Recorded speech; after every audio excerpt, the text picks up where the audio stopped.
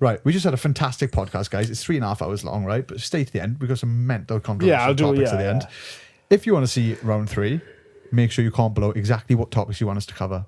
Thank you. Click the follow button and I'll see you soon. Yes. There was 3 boys down the gym, and obviously they were younger. But as I done the set, finished my set, took the headphones off, they were all just clapping. all watching, clapping around the hack squat. What do you do? And no, I was fucked at that point. Are they like beginners or? Not beginners, but young. Yeah. Impressed. Just like... You probably haven't felt that sort of beast mode since you were on literally. gear. And then I took my headphones off, and Miles was like, "What's that?" I was like, "This little mix." Oh my God, how? Hell of a tune. Touch. You had little mix on. What do you hack squat now then?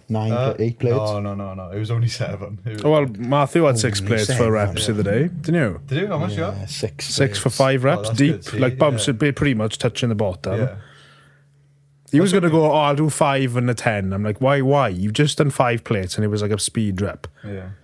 You just got to get over that psychological. And then that's when I bent over, when I rowed 5 plates, it wasn't a row at all. Yeah. But then when I'm backing off and doing 4 plates, well, we don't have to talk about that now. We won't bring that up. But then when I'm going back to 3 plates, it's literally like, well, I've just taken 2 plates off. 3 plates is like butter. Even though 4 and 5 plates had no technique. Right, I'm going to have a fucking roasting from you two now. You're both sat there. You're going to be like, you're fat. How dare you? That's something you want to get into as well. Can I also remind you, we still haven't started? Yeah, fair enough. I'll start now. We're 11 minutes deep, and we haven't said a word on air yet. Okay. Oh yeah, I'm joking. Hi everyone, and welcome back to the Club Wine Podcast. Today we are joined by another guest we've had on previously. Now that's Mr. Llew Gibson. Round 2, baby. Round 2. Round 1 was about 400 kilos in body weight in the past, and I think it was 7 months ago. September the 19th. 400 kilos in body weight. Well, we've lost about 400 kilos in body weight since we last spoke. Between the two of us, yeah. Yeah. But we did a podcast back in September with Llew, or recorded it back in September with Llew, and that was mainly focused on Llew's exit from the bodybuilding game and the sort of dark side of it and his reasons for leaving. But today is more about the present and the future. Now, for those of you who don't know what Llew is up to, he is always skeeving and thinking of plans. Yeah. He's always got something planned in his story. He's the owner of PB Fitness, which is now branching out into different aspects. I mean, you probably speak about this yourself. PB Fitness is expanding rapidly. They've got the Summer Challenge coming up, which myself and Alex are taking part in, which is a weight loss transformation, and the prize is a holiday for 2 to Marbella. Yeah. Two people going to Marbella, gonna have the best time of their life, in the shape of their life. And I'm coming out with them. Are you? Yeah. Oh, we got to win that 100%. now. If we don't win, we'll find a way to get out there anyway. Yeah. But we're like, Llew, remember that podcast we made that promoted your business? Do you remember that? Whoa, no. We helped each other out there. No, we did. But first off, I wanted to just kick off with a little gift. For those of you who don't know, Llew absolutely loves taking gifts. Especially when there's a spotlight and there's cameras. Lights, there's cameras. But I've got a little something for Llew. Here we go. Do you want to look the other way? Oh God, I hate you for this. If you did this to me, I'd be like, why? No, this isn't a lavish gift. It's quite a personal one to me, and it's a bit of a I don't even know what to describe it, but it's my first ever competition medal. Under Llew. I am. Really? Yeah, I am indeed. I actually really appreciate that. So I wanted to give that to you you. as a thank you for being a very important person in my support network. That's awesome. And for helping me change, not only physically, but psychologically as well. Yeah. And you basically got him through that last week in terms of physically, because you had shitloads of weight to lose as well. So mate, that's awesome, honestly. He was weighing in literally just under, so that's thanks to you. No, he was bang on the money, wasn't it? Yeah, he was. But yeah, I just wanted to give that to you as a thank you. And that really does mean a lot. Can I wear it for the rest of the podcast? If you want to, Llew. I'm not sure if you've had any. Right, we got that awkward moment over with. No, that was not awkward, because I was expecting something like stupid, is it? An actual, no, not something stupid, just an actual when people try to be nice and buy you a gift. Like, oh hell no. You know what it's like when you accept something you don't really and they like know it. And it's like awkward. But no, that actually means something. That's going up on my wall with the rest of the thousands of medals that we got. Have you? Got plenty more of you? I'm joking. Look at Llew, I'm putting it on for the podcast. 100%, mate. Yeah, that's actually banging. But no, I just wanted. I was thinking about this for a while, and I was like, I'm going to give this to Llew as a thank you. Because, you know, First of many, hopefully. yeah, it's definitely is. You'll have a neck full of them now. too right. But no, I just thought it'd be a nice little memento. No, for, honestly, that's class, because obviously we get results, we get transformations, testimonials, stuff like that. But to actually go, You're wearing it now. The competing is, like you said earlier, you touched on that, didn't you? That's the most exciting part, definitely. So, yeah, thanks. It's all right, Clo. It's all right, my friend. Hey, That's enough emotion for one day. I think. Clo's off. Can you now. just pop that mic down a little bit? Because, is it not? unless you want to sit up. Hang on. I just There don't we want it go. to cover your face. Yeah. All good? Yeah, cool. Anyway, now to the actual podcast part of that. We'll get this ceremonial stuff out of the way. Clo, I trying to ask you first of all, what's your memory of our first podcast? What do you remember from it? What lessons did you take, if any, from that podcast? And what did you learn about yourself speaking to us the first time? There's about 10 questions there. Now, which one do we want to start with? What do you remember? What's your from the memory of our podcast? first Memory of podcast? the first podcast. Our first conversation. About you guys, or About the whole the experience. whole experience? Do you want me to sell the experience? I can sell it. You don't have to say it. You have to just be honest. Was it shit or not? No. Generally, like I said when I walked in here again, it's like such a cozy place. It's a different atmosphere. When you step in here, you do feel like you're about to have a deep conversation. Everyone's ready for it. Well, we got the headphones now, which creates a bit of a bubble vibe. Right? Yeah, So- I feel like Joe Rogan. I feel like Yeah. a Welsh B-Tech Joe Rogan, and yeah, that's kind of how I would describe myself, actually. I'm excited for it. But no, generally, like the experience was great. I feel like you both have got something completely different to offer in terms of what you want to talk about. You definitely like to go deep, which I'm all for it.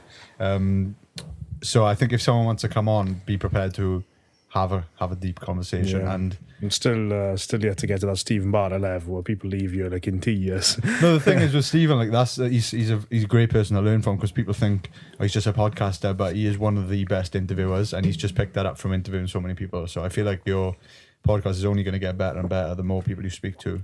Learning how to talk to people is one of the most important skills ever. Yeah. Communication.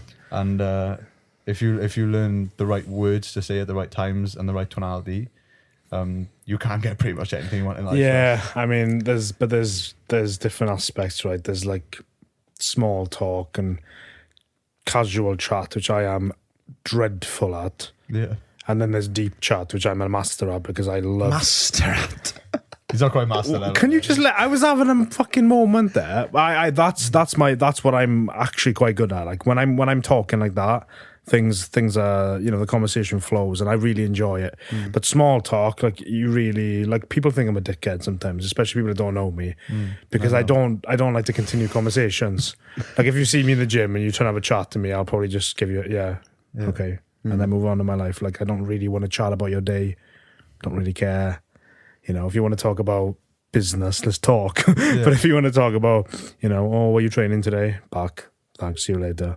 Do you know what I mean? I know I'm just bad at it. I feel awkward in those scenarios because That's fair enough. Yeah. I do have a different viewpoint on that, because I do feel the same. I think most people do. Like they feel awkward around small talk, and people hate small talk. But when you're speaking to people, I think, especially in the gym environment, everyone's there to be better. They're all there kind of like-minded.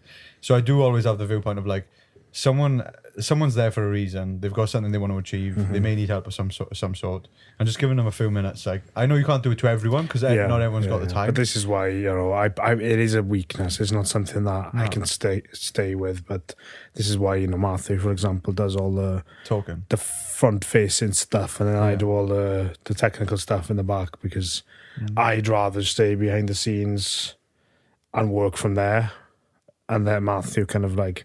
Because he loves it. He loves chatting to people, whereas I don't really like it that much. It's not that I don't like people, it's that I just don't like the initial interaction. Like, hi, how are you? Like, I find it good, especially like conversations. Like the first podcast we did, the conversation we had, I remember now, you were there, Alex was there, Sonny was over there, Bob the Lens was over there. if I remember rightly, was it? Or was I there? No, Slough was there, because we had the little table there, didn't we? Oh, yeah. And I remember that podcast being eye-opening. It was eye-opening for me, I think. I enjoyed that. What part was I opening to?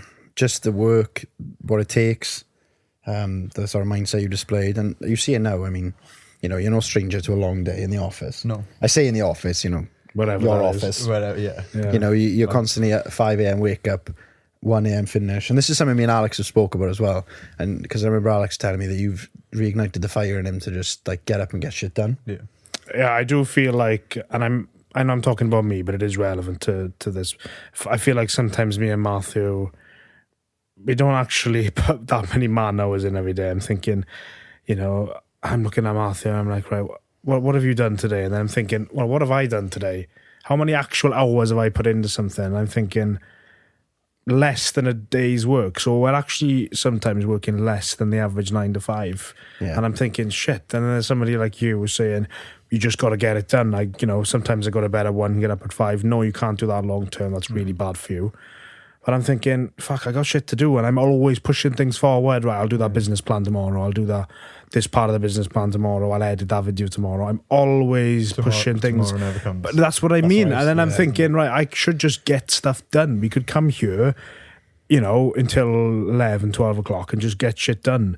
But instead, where, you know, we'll just kind of do the basics and kind of like be active instead of productive, you know. And this is what Matthew was saying about reigniting that fire, feeling like, right, I just need to get shit done regardless of how long it takes. There are people out there working really, really hard and we're not working hard enough. That's kind of what it reminded me. I take a lot from you as well, Llew, in terms of like mindset and getting shit done. Like I just look and I'm like, oh, Llew's crushing it. And I feel like I need to be on the path. 8 years at least of experience on us though in terms of business, so we can't be too hard on that. No. But I think it's important. I think you've got to surround yourself with people who want to make you better. I mean, you obviously do that as well. Yeah, 100%. I mean, last weekend you were, I don't know where you were, but you looked like you were up and down the country last week. You looked like you were in some juicy events. You were finding a boyfriend in Brighton, is it? Trying to. I've tried my best. Anyone interested? Got to listen to Little Mix occasionally, but yeah. No, like what you touched on there is an important thing, because motivation is the same thing. I know we talk about this a lot, but in business, in anything in life, a lot of people obviously talk in the fitness industry about motivation. How quickly that dies, though, even for myself. So my motivation, it doesn't last longer than a couple of days usually. When you hit that high of like, oh my God, this is so easy, I just want to work, that dies off very quickly. And you do start to question like, oh my God, I've been stuck in this room for God knows how long. I want to have a laugh. I want to go see my friends. I want to go do whatever I want. And my dad and my mum are always worried because I'm always working. So they're always saying, oh, why don't you take a break? Why don't you go for a walk with me for 20 minutes? You know, why don't we take the dog out? Something like that. And sometimes it's like hard for them to see it because they're seeing the success, but I'm still doing the same thing. So that's difficult for them. Do you know what I mean? Yeah. So I think having the discipline to just keep doing that, because as a business owner, I am getting to a point here, there's never a deadline, really. And this is what you're probably finding right now. So this is why I talked about motivation. There's never a deadline of when you have to get something done by. It's like you said, it's always tomorrow. I could do that tomorrow. I could do that the day after tomorrow. I can write it down to do it on a Sunday or whatever. But things are going to keep cropping up. And that's what we've got to realize. There's always like an ongoing, like think of the sea. There's always waves continuing to come. And that's workload coming. Yeah. If you don't chop it down one wave at a time, you're going to keep getting hit. And all of a sudden it's going to be tsunami hitting you and then it wipes you out. And you're done. That's true, yeah. Like that's what's happening. Because as the sort of primary editor will call me. don't start. What do you mean, don't start? I was making a valid point to you. I'm trying to create an example. This is going to be you the whole podcast now. Just dig it at me, get me back. But anyway, as I was saying before I was rudely interrupted, what was I saying? Yeah, I'm like the primary editor. So there's always stuff that needs to be edited. You got Club Iron stuff. This is why it's difficult as well, because it's easy for us now to kind of focus on the cinematic stuff, the videography, and kind of forget about Club Iron for a bit. But you know, we got podcasts to edit, we got YouTube videos to edit. There's a couple, three or four things a week, and then you got client stuff. And it's easy for me to go, I could put that out then, I could change the upload date, and then all of a sudden it comes to the weekend and I go, nothing's happening. 4 promo videos to do. There's still a video we filmed for your PB, a promo video I was supposed to do, and that's in my task list. It's still there. It's in my task list. Edit PB promo. Pushed it back every single week. I push it back, only because you kind of think of priorities and stuff like that. But it's one of those things where I feel like if I really wanted to get shit done, I'd be like, right, what have I got here, and just do it, and then you've got fresh stuff then. But it's battle both of us, because we don't tend to. There's a saying, you know, I can't remember how it goes now, but don't leave anything till tomorrow if you can do it today. Yeah. That's the worst phraseology of that, but it's so true. And I feel like tomorrow never comes, but you can always say, I'll do it tomorrow, because that gives you like a and instant gratification, thinking, right, I'm done for the day, I can relax. And it's only like 6 o'clock. Do you ever feel done for the day, Llew? No, not really, because No? I'm still in that point where I set my to-do list too big. So I talked about this before in the time management seminar we did, or Plug. presentation. I know. Speaking of... Oh, sorry. I'll get onto this later. Sorry. Go on. Yeah, so the time management thing we talked about, I learned from this guy where he says, instead of having a to-do list of like, you have to do this on this day, that day, whatever, instead just set it in terms of hours. So within the next 24 hours, within the next 3 days, by the end of the week. And you have those like 3 sections, and then it could be like within the next month, within the next 2 months. So you categorize importance and prioritize things like that. And you can't move them. Once you've put them in the category, they cannot be moved because you've decided how important they are. So then everything moves forward. So anything within the next 24 hours has to be done now. And then if everything's done, you start moving on to the things within the next 36 hours. But your 24 hours is done. So if all of a sudden someone calls you up and is like, oh, do you want to come down and do a podcast? I'm like, yeah, I can, because I'm free. I could keep working if I wanted to. And usually I will, because I want to keep making strides forward. I see what you're saying. But once your 24-hour list is done, you're actually just free now. You can take a day off if you want. So that's how I tend to work. It's like, get all my urgent tasks done, and it's like an urgent folder. And then I have fun then with the rest of it. That's and what I mean. My quality It's not of work is higher. stressful. No, the quality of work's higher because you're working on stuff that doesn't have to be done today.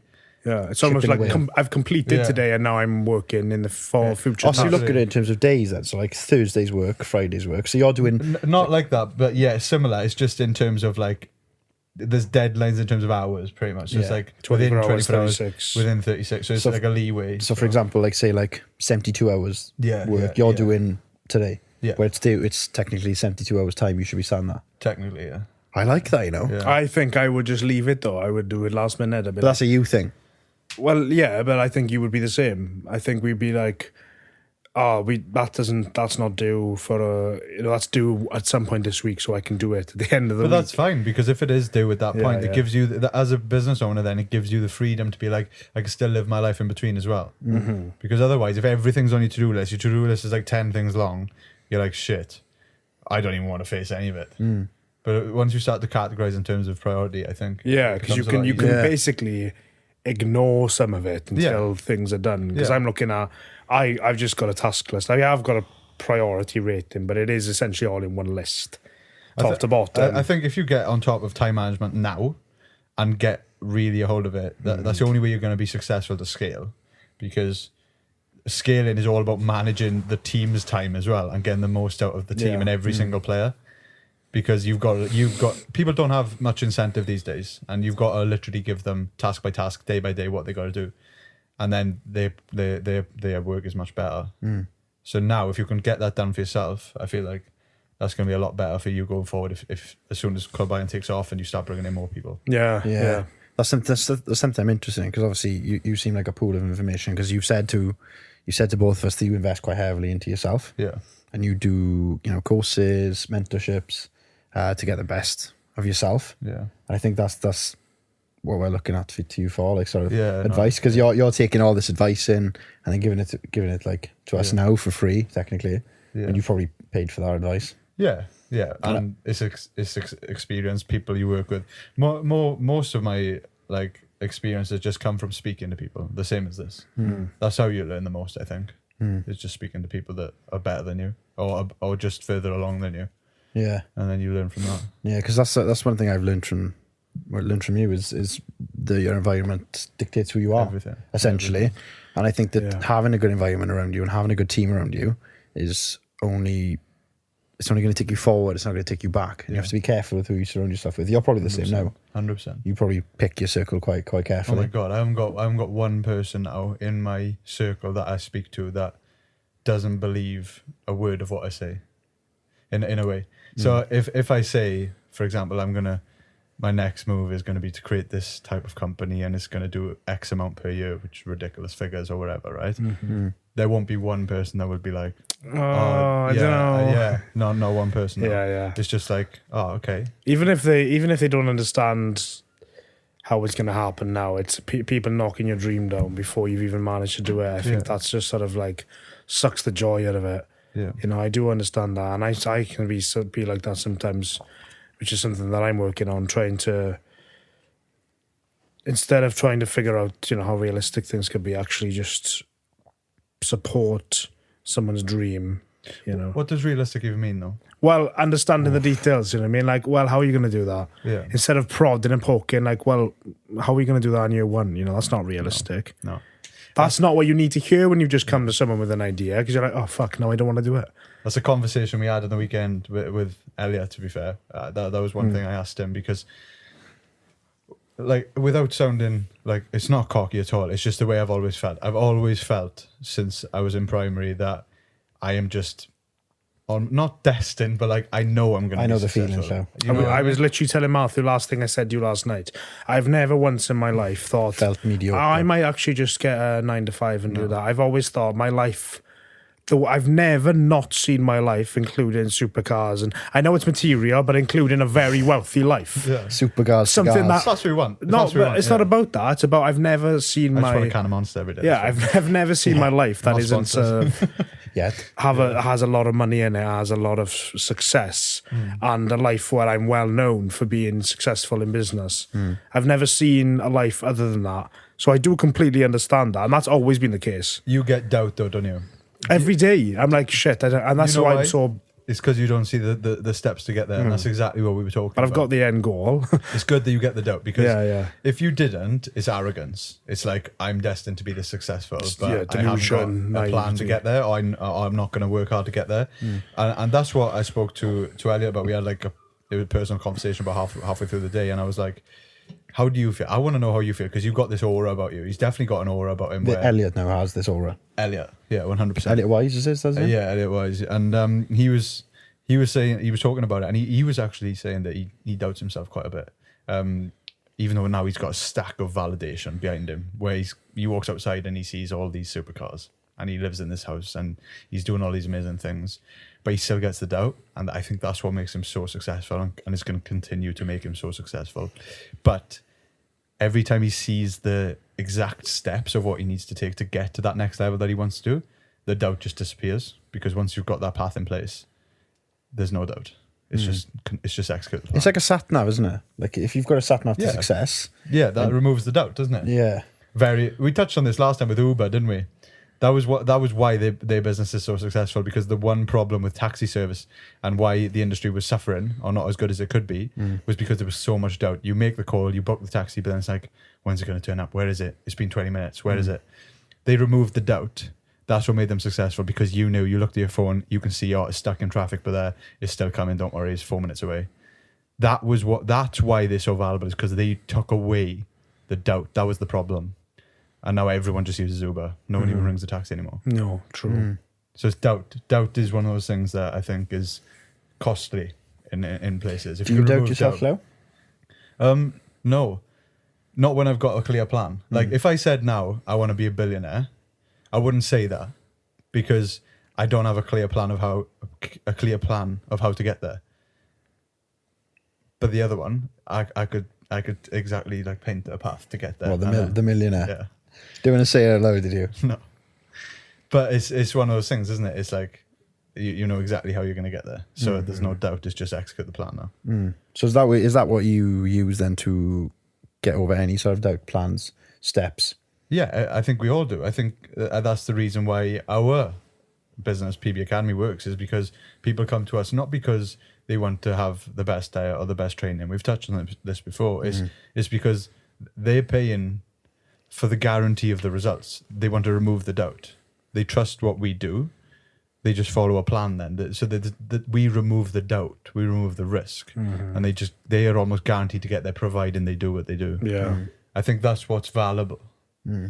Is you're no longer going to be thinking, am I wasting another year of doing trial in my own training and not getting what I want, whereas I can work with this group and they guarantee me this place that we agree on, and then we just get there. Yeah.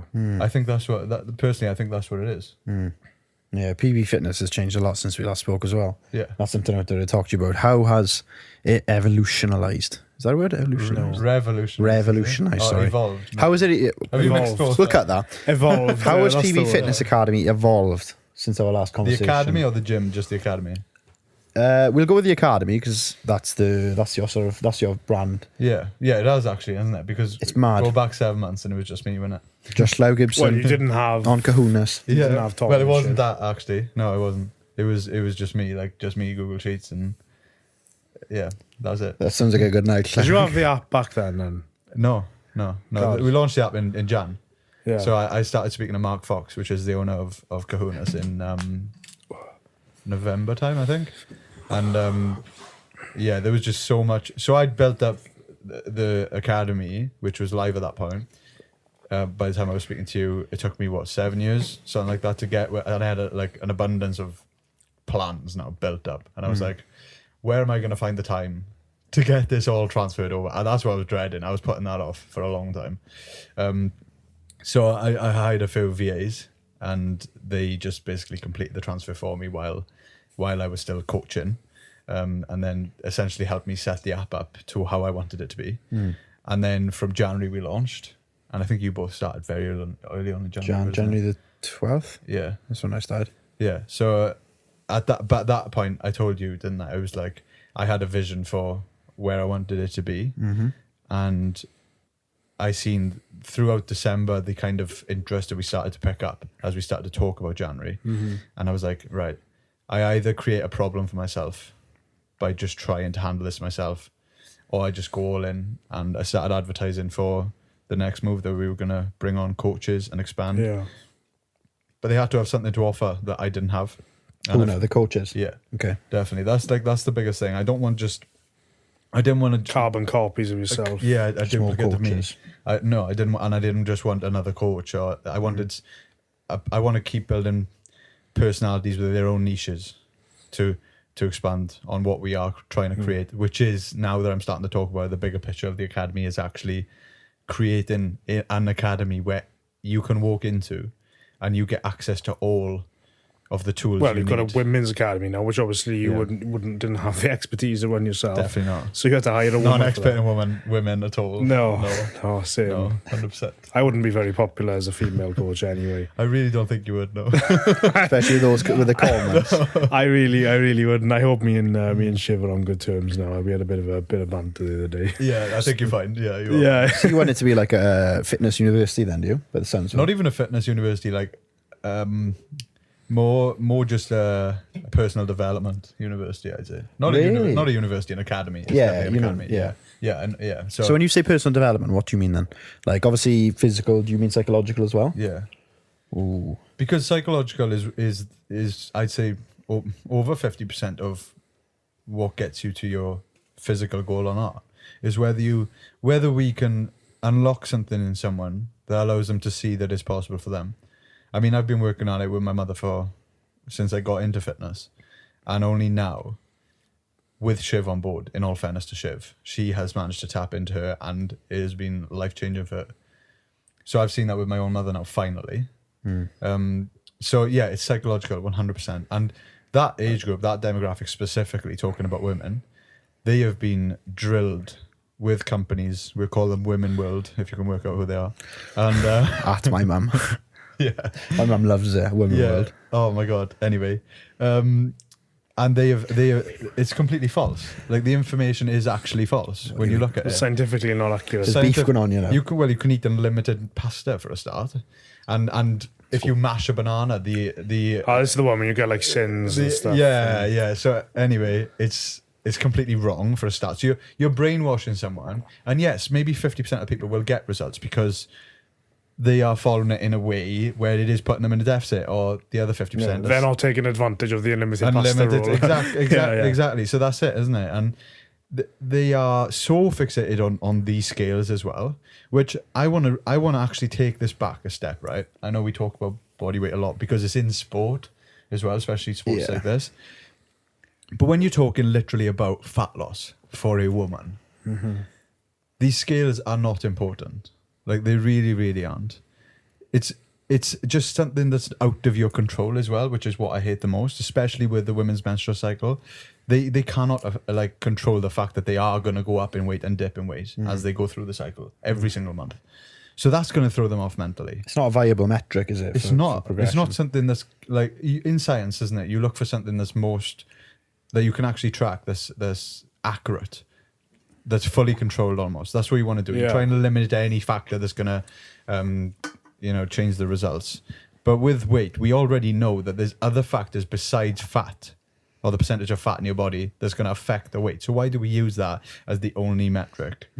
When we can just put together a ton of questions like we do in checking sheets and figure out, right, exactly what's going on with this person, how are they feeling, how are they performing, how do their clothes feel on them? That's one of the biggest ones. How do they actually look in the mirror for a start? How do they actually look when they take a photo? Like those are the most important things for me. The weigh-in scale is one of those things that's always going to fluctuate. Or of course, over time, you will see that come down. But that's doubt again, because I think women would agree that the way their clothes feel in them and the way they physically look is far more important than what that number says. However, if they see the number going up, they're like, am I doing things right? Maybe I'm making mistakes. It's that doubt again. Yeah. So it's only doubt that really leads people to, and what they've been told, especially older generations, saying, oh, don't eat fat. My mum says that sometimes. Don't eat fat, it's bad for you, and make sure you check the scales all the time, because that's the way you're going to find out. But really, your water will go up, stress can affect that. Obviously, there's loads of different ways, as you said, other than... Yeah, I'm saying I'm not going to go through I'm not going to go through it. But, you've knocked me off again. You've got to stop doing that. You've knocked me off on my points here. Shitting on me. I forgot what I was saying now, honestly. You were saying basically that the weight is... Oh, yeah, that's what I mean. But it's doubt again. It's doubt that leads women to check it all the time. Like, am I doing the right thing? And that's obviously why PB is so good, because you're removing that doubt and allowing people to just trust the process. And then you've got people like me, stubborn bastards, who think they know better anyway. Well, not that. It's not about thinking I know better, because I'm probably an example of a certain type of client, and Matthew's a completely different type of client. Do you mind if I go to the toilet before we get into this? Fucking hell. Honestly.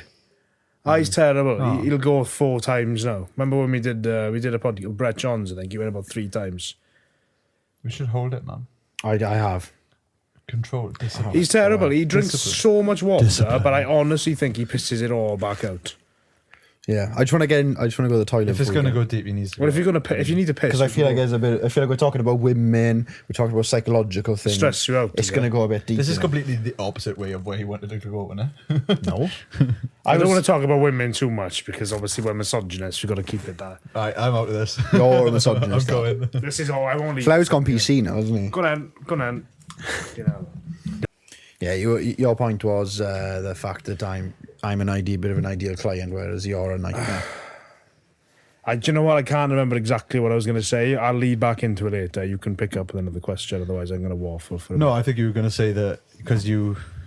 I can't remember what I was going to say. Ask a lot of questions, maybe. No, it was a case of you were saying to Llew about you're a bit... not arrogant, sorry. You've said that. I didn't say that. You've just said that. You were saying you are stubborn and you think you know better. No, well, I said that, yeah. Well, so... I just can't remember what I was going with it. I can't remember what the point was. How Llew deals with it? Oh, okay. Yeah. Well, so you've got someone like me who, as I said, I am quite stubborn. I'm sure it would be easier to have a client that kind of, as you say, like it's going back to the doubt point. You've got someone like me who doesn't just go, right, I know I'm going to get results, I'm going to do it. I don't do what people say just because they tell me. No one just tells me what to do. You've got to at least explain things, and that's why it's good working with you, because if I have a question, you explain it to me. You're not going to be like, oh, actually, you're right, we'll do it your way out, because I don't know. That hasn't worked for me before, so I need to do, I know you have the knowledge, but someone like me, I do like to have a very active role in my own progress. So I won't completely outsource it. I'll want to do something with you. And that might include kind of tweaking as we go along. And as you found, that has helped. And really, really understanding the reasons why I'm doing things and how that's bespoke for me. That's kind of how that's worked for me. Whereas someone like Matthew, I won't talk too much about how he is as a client, but I'd imagine he's very much more, which is probably more ideal. He understands, as you say, he's going to get results, so he just does exactly what you say. Well, how would you deal with the two different types then? If I'd ask you in terms of different types of clients, because you're going to have probably clients that aren't taking it seriously. I wouldn't say I'm that at all, but you've got that sort of client, a client that's literally perfect and never misses a beat and makes class progress, which different type of client. And then someone like me who kind of wants more of an active role and wants to make it really personalized. So like, how would you navigate different types of client? I imagine you're going to have a slightly different approach to each. Could you see now how this is all psychological? Yeah, I do. Yeah. Coaching is like, it's all psychological, and that's why when people, like, I still laugh because now and again I'll get the message of, can you do me a diet plan, bro? Oh god. And I'm like, you will laugh at that, will you? What are you thinking? What do you mean? What are you thinking? You thinking about something? No, I'm not. It's fine. I Go thought you on. were going to ask a question. No, go on. No, so yeah, it all comes down to exactly how that client is going to be, in terms of if you see straight away, because people can give it the big one when they talk to you. Like when I first talk to someone, most of the time now they're trying to always sound too good to be true. Like when you say, I'm going to do everything, I'm going to follow exactly what you say, I hear that off everyone. Yeah, you would. So everyone comes on with that because they're highly motivated at the time. So was when I. they first book it in with you, they're highly motivated. They're like, I need to do this. And they're like, I'll do anything you say. So I know for a fact that most people are going to fall off that sort of motivation high.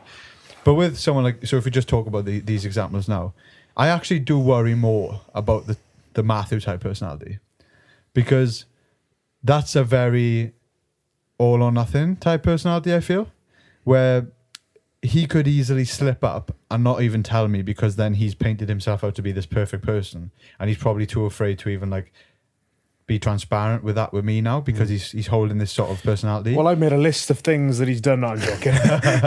So I do worry more about that, because it can go from all or nothing. So it's like, well, I've had it literally this last week with another client who's done exceptionally well, and then it's like bang, the complete other way.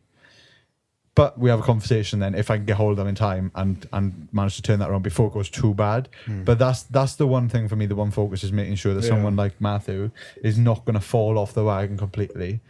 For example, with that fight you had the other day, you go out and then I see the pictures of you, like, you know, enjoying the cake and stuff like that, and I'm thinking, ooh, is this going to go like keep going like this now, or is he going to switch it back on? And I was thinking that as well. And his first fight, I don't know why, but I was riding the wave and I had a dominoes with him afterwards, and I was like, I shouldn't even be doing this. You know, there we are. I've confessed to that. Yeah, anyway. yeah. But with yourself, like when we switch it to you, it's I enjoy that more, because there's a bit more interaction in terms of like, right, we've got to work here. There's we've got to work with this now, because it's so important to you, and I can see that. But also, I'm trying to break through where you are trying to hold on to all this control, as if like, if you outsource, I'm a control freak, and that's probably not ideal either, really, is it? Yeah, because it's understanding why you're a control freak, especially when you are outsourcing and investing your own money into something, and then still wanting to control it all. It's like you're outsourcing for a reason, to focus on all of this. And this is why I'm asking you, because I'm interested in your thoughts on this. Because I'm paying you money, and if I wasn't paying you money, you would have done a runner by now, because I'm the one who wants to keep it to myself, really. But I don't understand why I do it, really. But I feel like I understand a bit more, because I'm probably more like that. And the way I was with Callum, I'd be the same. I'd be asking every single question I could. And if you don't understand why you're doing it, suggesting things like you do as well. Yeah. I'd be saying, don't you think I should do this? I think I've felt like this is better for me in the past. Yeah. And then he would either explain or potentially agree, because, you know, when you do take someone on initially, you don't know everything about them, do you? You can try and learn as much as you can, but I don't know you as well as you know yourself. Actually, no one knows you. No one knows you as much as you know yourself. Yeah. That's a whole different topic, but go on then. We'll definitely get into that, though. Okay, well, what's your... You don't have to answer this if you don't want to, but what is your genuine opinion of me now versus when you first started coaching me? As a client, we'll go with as a client. You can be as brutal as you want. I honestly want to hear your thoughts If you're happy answering that, you don't have to answer. No, it. I can answer it if you want me to answer it. Yeah, I don't know if I do, but go on. Disclaimer for Alex to sign. Yeah, I know, literally. Yeah, I don't rinse everyone like this, by the way. No, but He said rinse. we have built a bit of a relationship now. We've got a bit of a friendship, and also we got the client coach. I think we're in a position now where you know me well enough, and I know you well enough. I'm not going to cry and say Claire's a shit coach. He doesn't like me. No. But I'm genuinely interested, in what you actually think when I fall off, and what you think of me. Everything I've said to your face already. If I had something to say to you now that was going to be a shock, I think that's me being a bad coach and not having balls. Personally, yeah, because I think honesty is the best way to communicate for a start. Truth always, and that's one thing I'll speak about. I saw on the weekend as well, which is why companies do build on work is only with honesty. Personally, that's what I believe. But with yourself, we've already spoke about it. We got on that call and we had a deep conversation. The one we had recently. The one we had on, yeah. We basically, just for you to know, like, we had this call like booked in last minute just because we were like, we need to set the kind of a clean slate and just go again and reset everything and find out what the problem is and just fix it. And I said to you, you've got this podcast going on when you are talking exactly about all these things you need to do for success. All these, you're portraying yourself to be this type of person, which I do believe you have the potential to be, but you're not there yet. And I said that to you. And you are on your way there. It's hard to get there though. Yeah. But you've got to just action in line with the person you want to be. Yeah. And you're doing exactly that consistently. It's just, there's definitely something holding you or pulling you back. It's crazy. And I think it's a lot to do with that place and that pub as well, or wherever you go for a few drinks. We'll take you to investigate. Very true. I was telling Matthew this, just to interject. I think I'm at the point now where my life is potentially going to go in a completely different positive direction that sets me apart from the average. Not that I want to put myself on a pedestal, but I'm moving in a good direction, doing things, doing the podcast, etc. That requires me to build new habits, which I am doing. The problem with me is that I'm not willing to let go of old bad habits, not willing to let go of old friendship groups.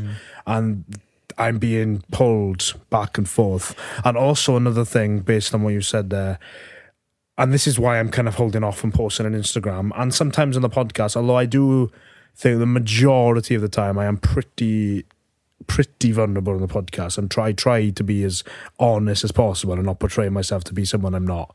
But I do see how it comes across sometimes. But for example, my Instagram, I've realized recently, and this is why I've been like, shit, I got to be careful. I told you this as well. Somebody came to me and said, your Instagram is not an accurate portrayal of you. I know you like the pub and stuff, and that's not what you say on Instagram. And I realized that what I'm posting on Instagram is the person I want to be, not the person I actually am. And I realized, as somebody who is passionate about the truth and passionate about honesty, I've realized how easy it is to be fake without even knowing it. To put on Instagram the highlight reel of your life, when that could be one day a month and I'm feeling great, and then we'll record and make reels. The rest of the month, I'll just post from the same content day, and I'm feeling like shit in bed, hungover, posting reels about progression. Yeah. And it's not I'm glad okay. You're honest. I'll always be honest, and it doesn't make me feel good, and that's why it's crazy. I'm just I like having these conversations because I know you'll be honest with me and tell me something, even if it does upset me.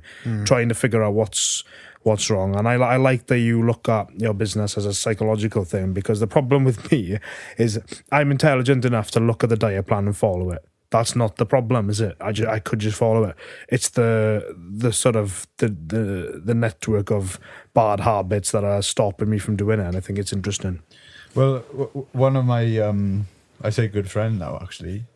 He probably wouldn't class me as a good friend, but Andy Keller, who I worked with, he said something live. We have like live calls every week, and he said that the problem with most people is they imagine a car, right, and you're going backwards. So, lucky there was nothing in there. Yeah. He said, imagine a car that's going backwards in reverse, right? What happens if you try and shift the gearbox straight into first gear? Jolts. Yeah, and it blow the engine or something. Yeah, literally. So he said, imagine that in life. You're in a negative environment. The first thing you've got to do is just stop the car, and that is break all the bad habits. break away from the negative environment. Stop purposely putting yourself in that negative environment. Stop purposely taking actions that you know are negative or have a negative outcome. For example, going down for a pint when you know you're going to be way more tempted to have 10. But that's the thing, I always do, and there's never been an occasion recently that I've gone out and had 1 pint. It's always been 10. So why do you have the 1 pint when you are like this? Because it leads to that, doesn't it? Yeah, because but I know that going into it. Yeah, it's crazy. I know, so that's the point. So you're purposely making intentionally walking decisions, into isn't it? bad decisions. It's completely intentional. I'm not naive going down there saying, "Oh, I'll just have 1." I know deep down I'm not going to have 1. I'm going to have 10. You know what I mean? Yeah. And I tell Matthew's like, "Oh, let's."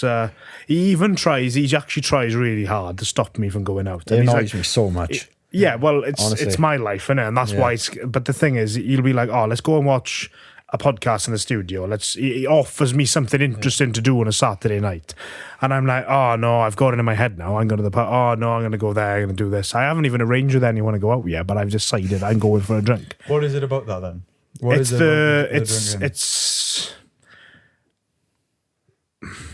I don't know. I think it's just the instant gratification of it. Is it the social? Because you said you're not looking forward to going with anyone. Well, let me just. You're an introvert, though. Yeah, but I don't go. Yeah, but it's a small group of people in there. So when I'm drunk, it kind of softens me anyway. So you're chasing being drunk, then it's not the alcohol. I don't particularly like the conversations I have really when I'm out. It's not. Thanks, Matt. That was a really important point there. But great for the podcast. I honestly, I just think it's the. There's obviously something deeper here, isn't there? I think I'm chasing instant gratification. I don't think it's gratification. Well, I'll tell you what I think it is. For basically years, since I was like 14, 15, I've been drinking like on the weekends. It's kind of just what I've done, you know, and it's got to a point now where it's literally strange for me to go through a weekend and not be in the pub. It's what you do, isn't it? That's the way I think.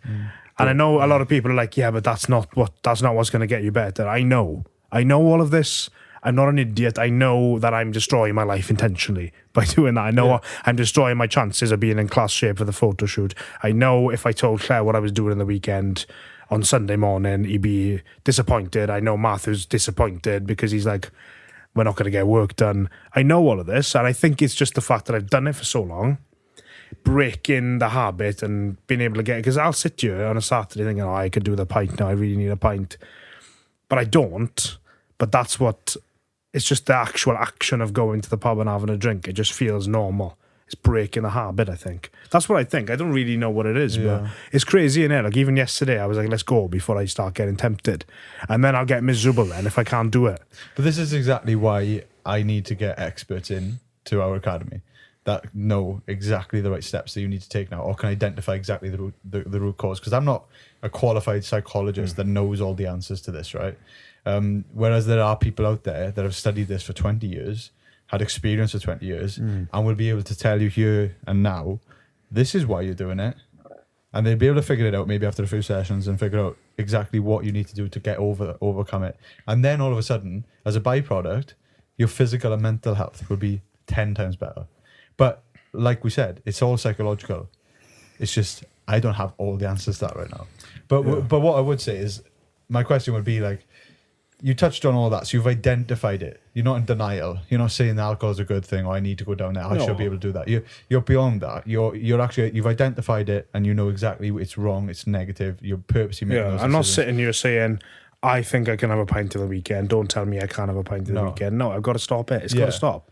So then the fact that you're still doing that, even though you've identified it, makes me believe that you don't believe that you deserve to get out of that pub, away from those people. You don't believe truly that you actually are the person you want to become. That's deep. It is deep. Yeah, it is deep. Sorry to everyone for going. I haven't thought of it. No, don't apologise. But I think that's the only thing that I can think of. I might be totally wrong. Yeah, it's interesting though. I'm always trying to find the source of things, you know, because Matthew he doesn't seem to have an issue with it, and I'm like, I just need to, because I know that alcohol is the single most impactful thing on my life. Most of the rest of my life is quite positive. You know, I've got a good diet now. My training's good. You know, I can train well. I am always researching on recovery and being healthy, and that's the truth. That is true. But at the same time, I go completely 360. And I know that if I cut that out, I'd be making good progress. And it's crazy that I would continue to do it. And I don't want to dwell on me, but it's just interesting to hear what you think as a coach when you come across people like me that kind of know what they're doing is wrong, but have these bad habits. Because I'm sure there are a lot of other people within PB Academy. I've spoken to some of them that some of them are a little bit younger and they go into the pub every weekend, which is fine, but you know, it's a big problem. You know how the effect alcohol has on the progress, especially physically. I've noticed that if I have 2 weekends off, my gut shrinks. You know, whereas if I'm drinking every weekend, I can't get rid of that gut. You know what I mean? It stays there. It's really annoying. Yeah, the way I've always looked at things, Llew, and you said this to me as well, the actions you take have to fall in line with the person you want to become. 100%. And that has stayed with me for the first time I've ever heard it from you. And that's where I look at. That's how I sort of navigate myself through like temptation. I'm not saying I'm saying I'm perfect. I'm not. No. I have my flaws, you know. But I just think that largely your actions in life have to represent who you want to be. But that's one thing that, again, I feel like I'm just trying to sell Andy here, but he's so clever. He is honestly one of the most clever people I know. Because he just simplifies everything for everyone. Like me saying that to you now has simplified that for you, and it's just like, oh my God. I can control everything. I can be the person I want to become. But he said the difference between a child and an adult is impulse control. A child acts on impulse every single time. Whereas as an adult, you should have quite a high degree of impulse control. And we all get impulses. And they're usually like emotionally driven, especially when emotions are high, we can do questionable things. And alcohol only makes that worse. But when it comes to negative decisions based on, I'm a little bit hungry now, you have this impulse, oh my God, the further I leave it go, I say this to my mother all the time, I don't like to say problem, but your habit is I leave myself get very hungry to the point where like, oh my God, I can't do this diet all my life. Oh, let me eat everything in sight. And it's like, okay, well, if you just actually had a little bit as you were supposed to have when you weren't that hungry, and then the next meal was going to come, you'd actually be fine. But you purposely lets yourself get extremely hungry to the point where she then allows herself to say, I can't deal with this level of hunger anymore. I'm going to have to eat everything. And it's those sort of impulses that our body or our mind has been trained to do from habits or whatever it is. But it's all about impulse, isn't it? So what's your biggest impulse you've had to control, Llew? Oh, so much. I'm not nowhere near perfect, you know? Impulse for me right now, I'd say. Your feet on your story? Do you know what? They're so bad. They're so bad at the moment. I've still got one black one. Yeah, one black and one half. Keep those designer shoes on. I don't start. I listened to my brother. He told me to wear them. He's a fashion expert. Oh, there we are. Big up, Bryn. Fashion. Yeah. My biggest impulse, genuinely, is not getting up on time. Really? Like, yeah, 100%. That surprises me. I'm constantly tired. Like, I could sleep all the time. If I like, that's the one thing people see my stories and stuff, and they're like, oh, you must be like you said, you must be just find it easy. You must be so motivated to just constantly work. You said earlier, you must be so motivated because you see the success. Like, no, it's not. I could happily sleep all day. Like, I really could. I'd love to do that. But I think this is just a big like Matthew does. Oh, I'd love to. I'd love to spend a day with you, Netflix and chill. Yeah. Well, we can make it half otherwise. People are actually going to think I'm gay if I carry on. I need to stop. Yeah, spends his weekends in Brighton. Who God knows what he gets up to. It wasn't Brighton. Goes out once. Got that from. Was it Brighton? Yeah, well, I'm sure you were in Brighton. Was it Brighton? I can't remember. Well, it definitely was after those comments. Yeah, maybe. So how do you control that then? Because obviously you have to separate your took me a while. State. Like, yeah, that's a big one as well. Because when you wake up in the morning, especially when it's only 5 or less hours after you went to sleep, you know, we all know that you're not waking up refreshed. But when you wake, it's not about that. When you wake up, you don't think clearly. You've just woken up. That's the hardest part. So it's so easy for you to, in a tired sort of mess, go, fuck, what was going on here? Turn the alarm off, back to sleep. I've got something. And I've done that so many times. This is a problem I get. Yeah. But sometimes it only takes me about 20 seconds of standing up in my room, turn the light on, look at the light, stand up. And then I'm like, oh, actually, maybe going back to bed wouldn't be a good idea. That's exactly it. But honestly, like, how do you get past then those few? I've got a weird routine. Go on, give it to me, let's because hear that's it. a problem that I think both me and Matthew have. So for those of you that snooze your alarm, this will change your life. Oh, here we go. Another reel. Yeah, literally. For those of you that want to snooze your alarm, quit it now. This is the way to get around it. So I wrote down, and it was a step-by-step process of I have to tick every box, and if I still want to go back to sleep, then I can. Right, so I give myself that option.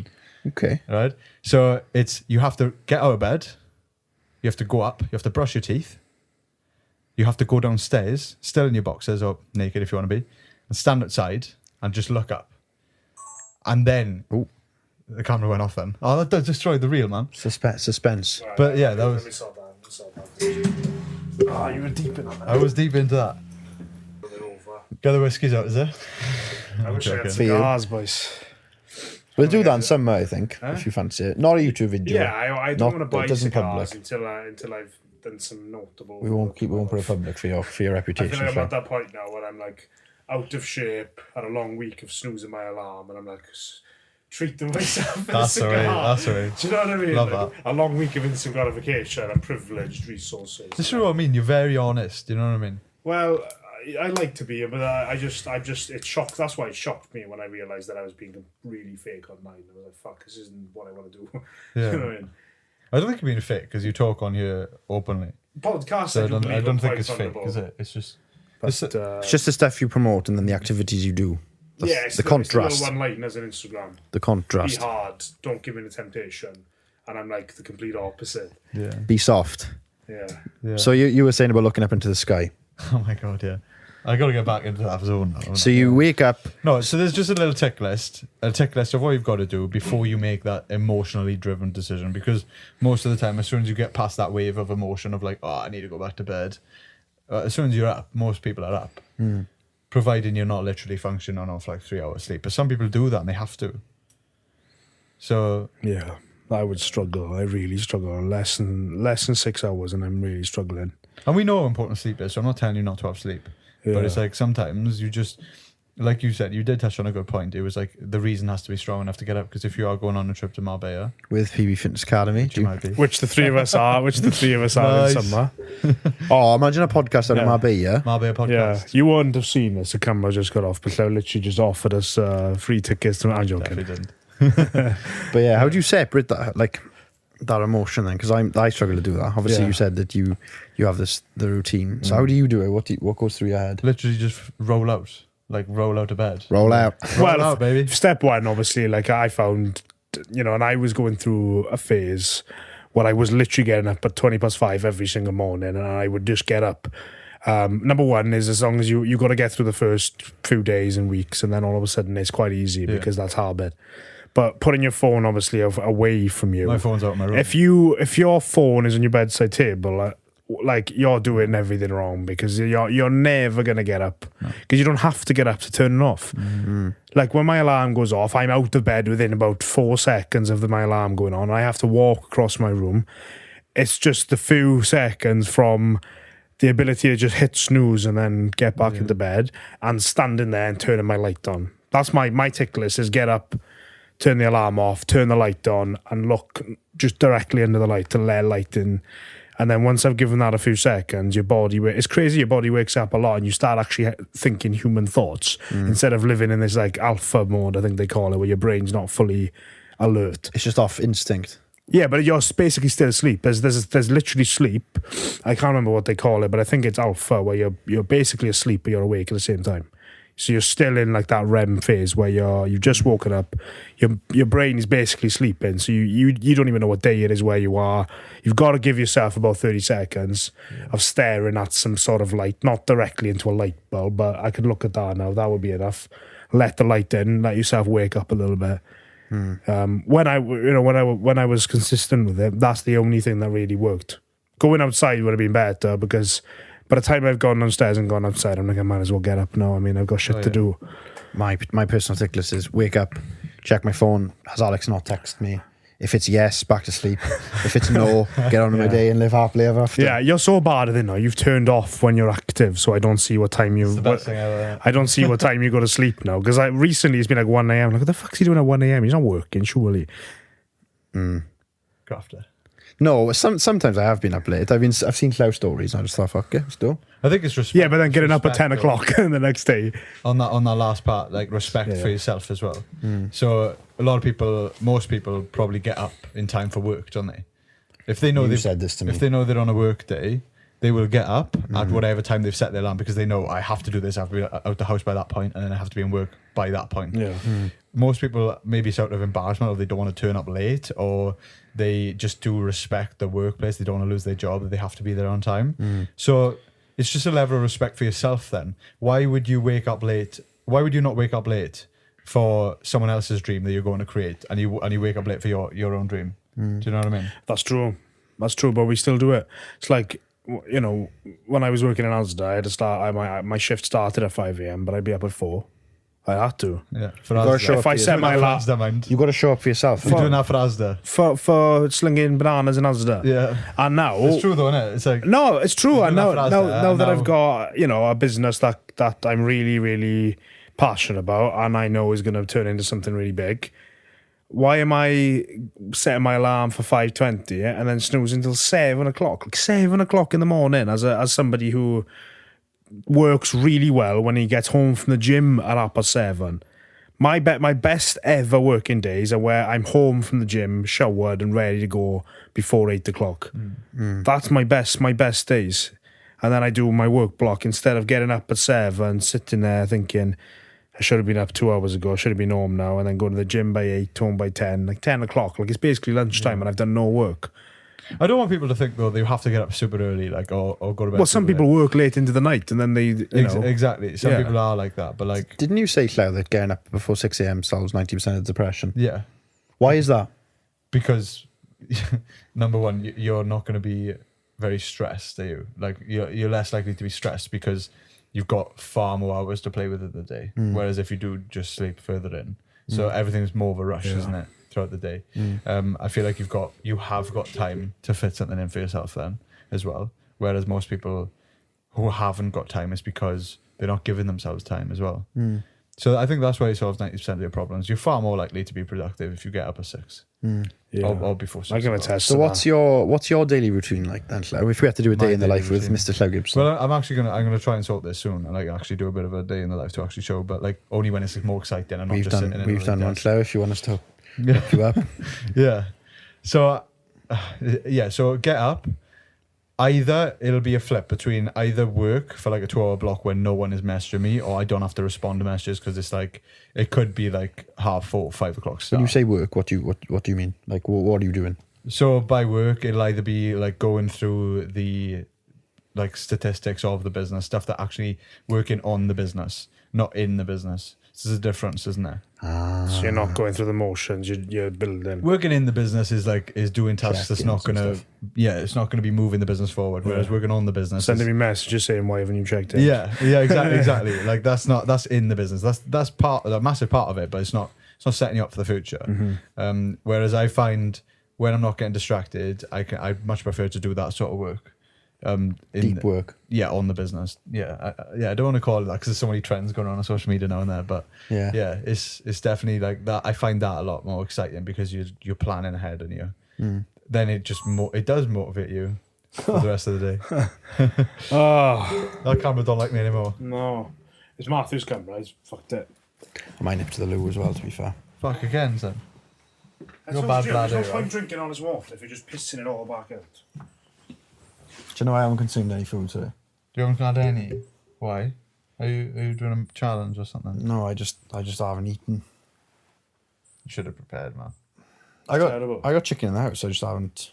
Okay, oh, right, okay, that's good in the house, isn't it? No, I just haven't. So why haven't you eaten? I'm not hungry. I don't know how a human being can go until 3 o'clock in the afternoon. And Yeah, not I don't eat. understand that either. But to be fair, you are much later. Like me and you now, I I've feel had like 2 coffees. we're better monster. in the morning. I'll try and get most of my meals in. Like my last meal, I'll eat that 7 o'clock. 6 o'clock maybe. Like I like to eat early. Always. I like the night. Yeah. weird. Yeah, it'd be nice if you did some work though when you're up in the night. I was editing. Well, Bob Lenz won't be turning up this time, so. Oh, that was funny last time. I know, I forgot about that, and he texted me saying I'm outside. Oh, outside, like, yeah. I'm here. I'm here, bro. It's because he's older guy. You can't get hold of him. He'll say on a Monday in January, I'll be there on February 8th at 4 p.m. He won't, like Matthew now will text me, I'm having food now, and then I'm going to have a shower. I'm like, okay, once I've had my shower, I'm going to leave. So he'll give me very detailed information, and he'll check with me 3 days before, and then the day before, making sure we're still on for it. Whereas the older generation, that's what they did. They used to just say, right, well, I'll be there 4 p.m. on Friday, and they'll just turn up. Yeah. That's kind of what I'm like as well. I'll text Matthew, I'm outside, and he'll be like, fuck, I forgot about that. You still come in, I'm like, he doesn't text me. I used to look at, oh, fucking hell, sus. I wasn't thinking about it like that. I wasn't gonna say anything. You turned it into that. I was sound as it was. Well, anyway, All the business in the business with Llew Gibson. Back to it. Well, we were just, I don't know where you were in your daily routine. I was saying that it's trending. Oh, you were talking about your first block, your work block in the morning for 4 to 6. Sort of. It is deep work. Yeah. So at the moment, I find that is the best routine for me, where I get up, just get straight on it, because it gives me a reason to get up. Like we talked about reasons, it's like straight away I get to do that, which I do find more exciting, and it is more fun. It is definitely, yeah. So I enjoy that, and not only that, going off on a tangent again, a guy I was working with, say I invest in myself, another guy, he used to be in the SAS, and he trains guys up now to achieve their dream of getting into the SAS, because it's quite hard to get into apparently. And his mindset is unbelievable. He now runs like 100-mile marathons, ultra marathons, whilst being in incredible shape and not a skinny guy at all. Like, and does BJJ and everything like that. So he's like Jocko Willink then, basically. He's a machine. He's like, he trains people up to be, he calls it the type of person you wouldn't want to come across in war, because he's literally been there. So when bodybuilders say in the trenches, this is actually in the trenches. Like, this is serious.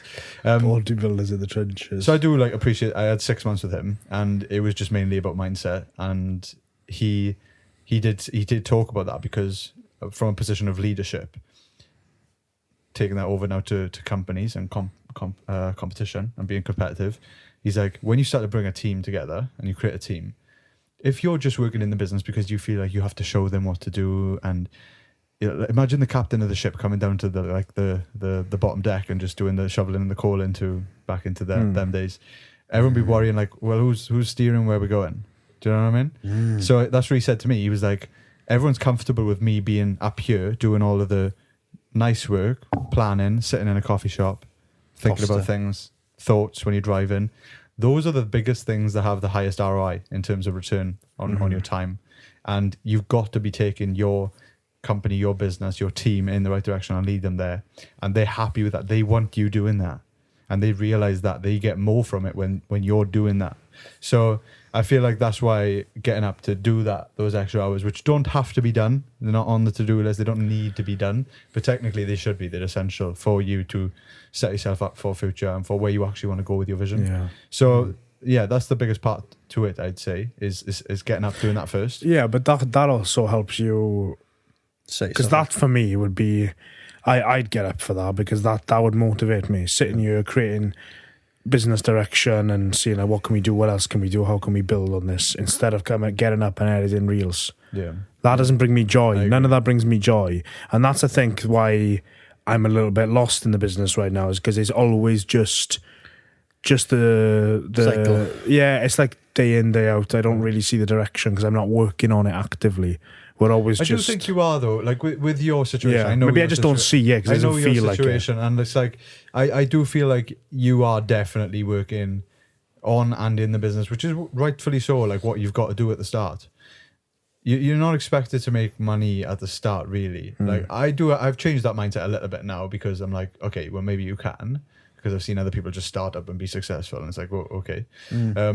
But you do need to do the in the business work to understand it fully, to make it more efficient by learning yourself, and then you can relay that to your team and you have expectations for them then. Yeah, based the on what best you've done. managers that I've worked with have been the ones that have come from the bottom, and And worked their way up.